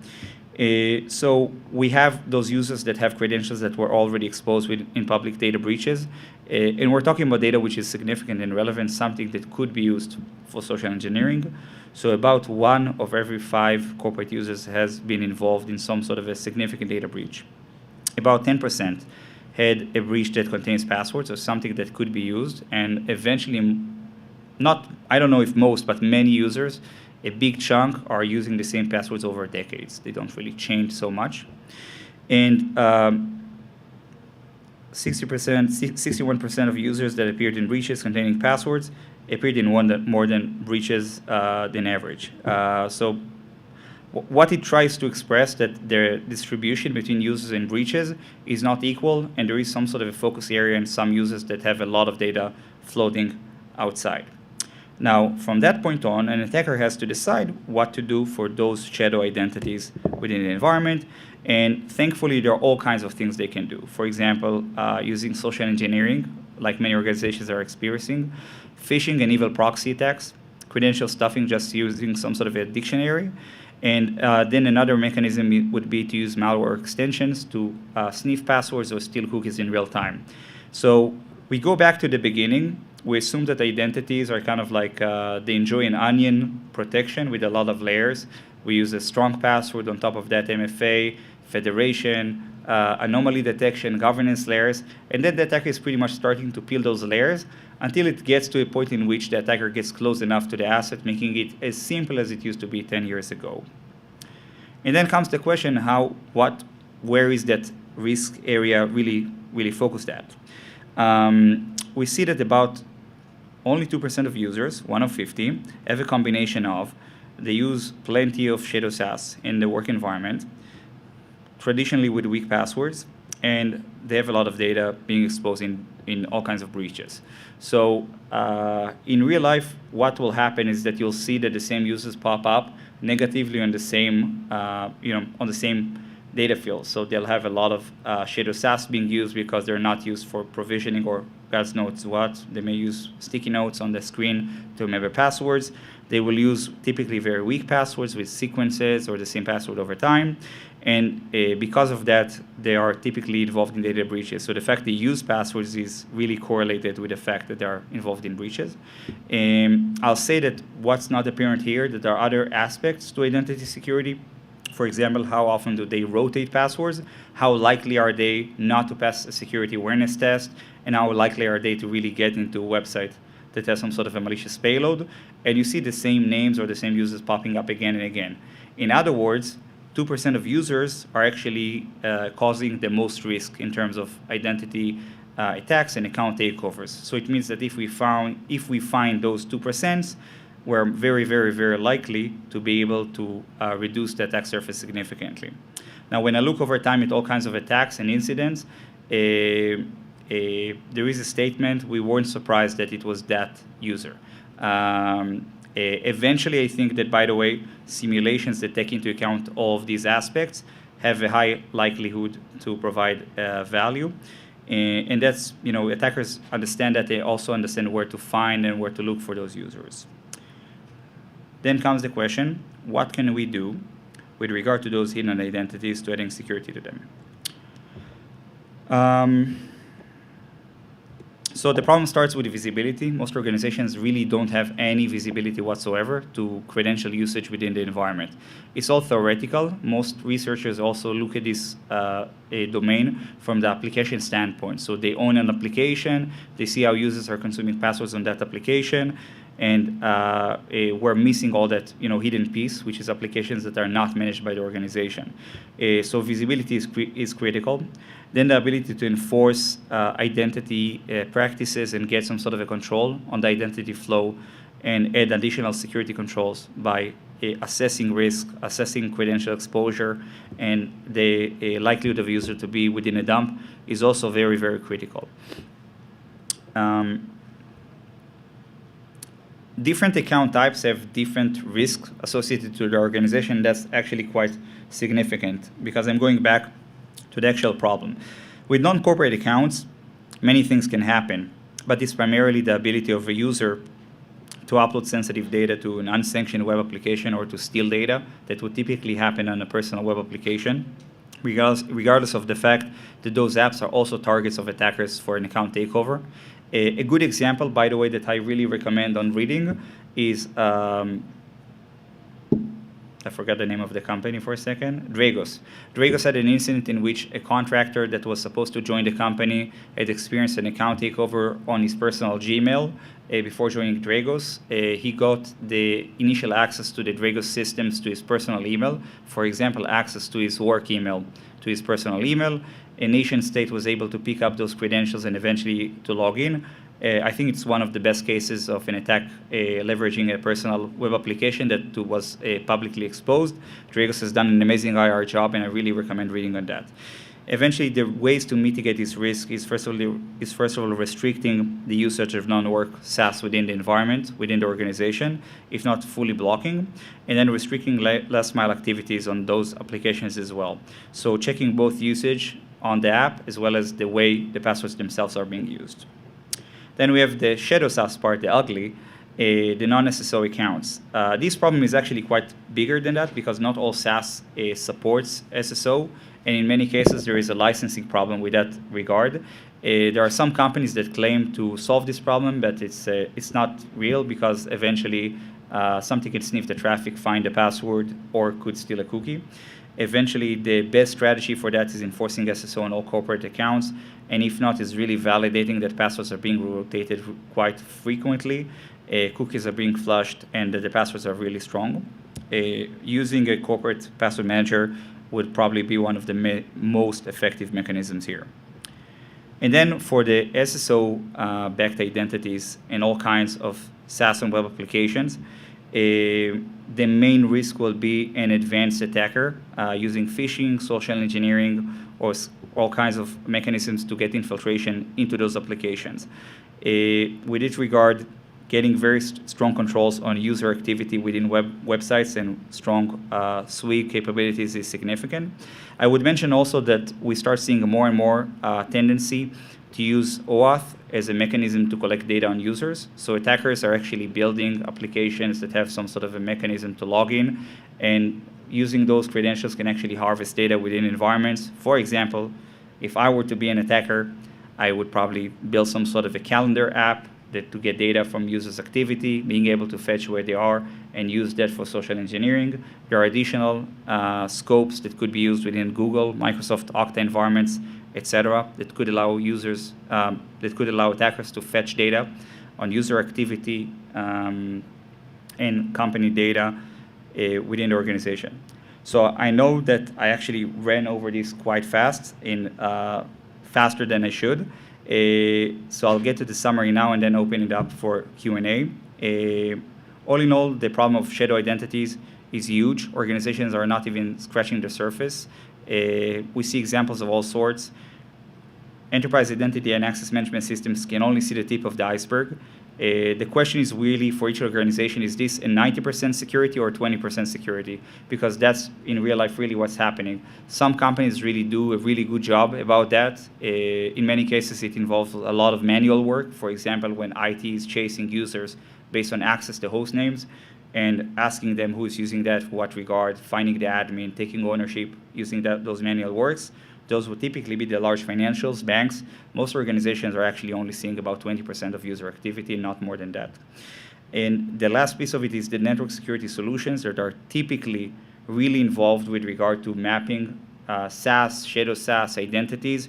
Don't really see how users log into the application. So the hostname context is really, I wouldn't say useless, but it's a bluff, because eventually the way the user logs in has a lot of context. And if I go back to the slide from the beginning, if you use a network security tool to assess this, eventually everything will be examined by the quality of the host name, the domain, and not the quality of the usage by the end user.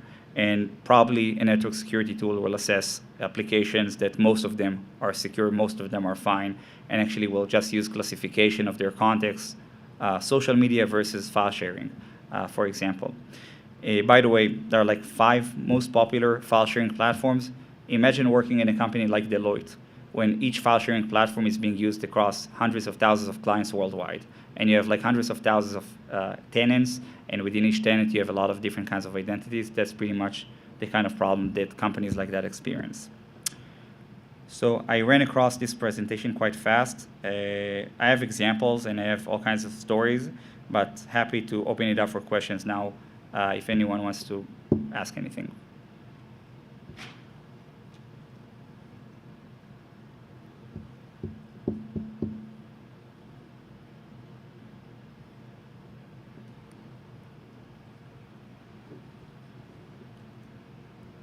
Hi. So you mentioned an interesting statistic there of like 1.8 users being the bulk of your risk. And you also mentioned the fact that you were like, well, we expected that user to be the one that was popped. How do you deal with that in like a corporate context when you might not necessarily have a buy-in from a user who thinks that they don't have an issue and things aren't right? So every organization is different. That relates to a couple of things. How is SaaS being acquired or bought within the organization, and whether security is a blocker or is it a show runner or showstopper? Must I get access from security to get access to a website or not? A good example for that would be trying to go to Product Hunt and just finding a new cool tool over Product Hunt and trying to get access to that. Some organizations, such as the big banks, will just block all sites by default and allow them one by one. For companies in which websites have access that is allowed, some organizations are actually not allowing federation, so users are forced to use their personal webmail or are forced to use username and password. So companies that don't block on the network, actually their condition gets worse. And then comes the question, how is the payment being done? So organizations that can follow the money and find the admin of the application typically do some sort of a manual work. They review emails on invoices of SaaS and password resets, trying to understand who runs what. In those cases, they'll just find the admin and try to get access to that admin. Most organizations honestly don't do anything. That's like the reality. Hi, so good talk. At a former organization, I worked with so me and like all the other part-time teenagers got provisioned accounts, Microsoft SSO, but we were expected to use sensitive systems that could both log in using SSO and personal Gmails that we literally gave to our employer during onboarding. So how do you address having a system secured by SSO, but it's also you also have that weak point of personal logins. So a very good example for that is developers connecting a company GitHub to their personal account for all reasons. It's a problem, and that like most organizations don't do anything about that. I think that the real question is whether your aim is data security or access security. So in some companies, the mapping of SaaS is attributed to DLP and finding where data is, and that also has some sort of a leg into compliance. In some security teams, the more powerful one is who has access in terms of system intrusion. That typically will lead the way with regard to whether to allow that or not. Companies that want to secure access cannot, like typically they have no solution for that, or they will create some sort of a mechanism for constant validation every time. Companies that have an aim with data security will typically try to restrict exfiltration of data using the browser or the network. Many of them will buy some sort of a Netscope or a Lookout. Some companies, or Cyberhaven, companies that have, or Larix, companies that have the ability to see that activity, but they will contextualize data actions with identity context. In some cases, they will just not actually provide significant access to data for contractors and temporary employees.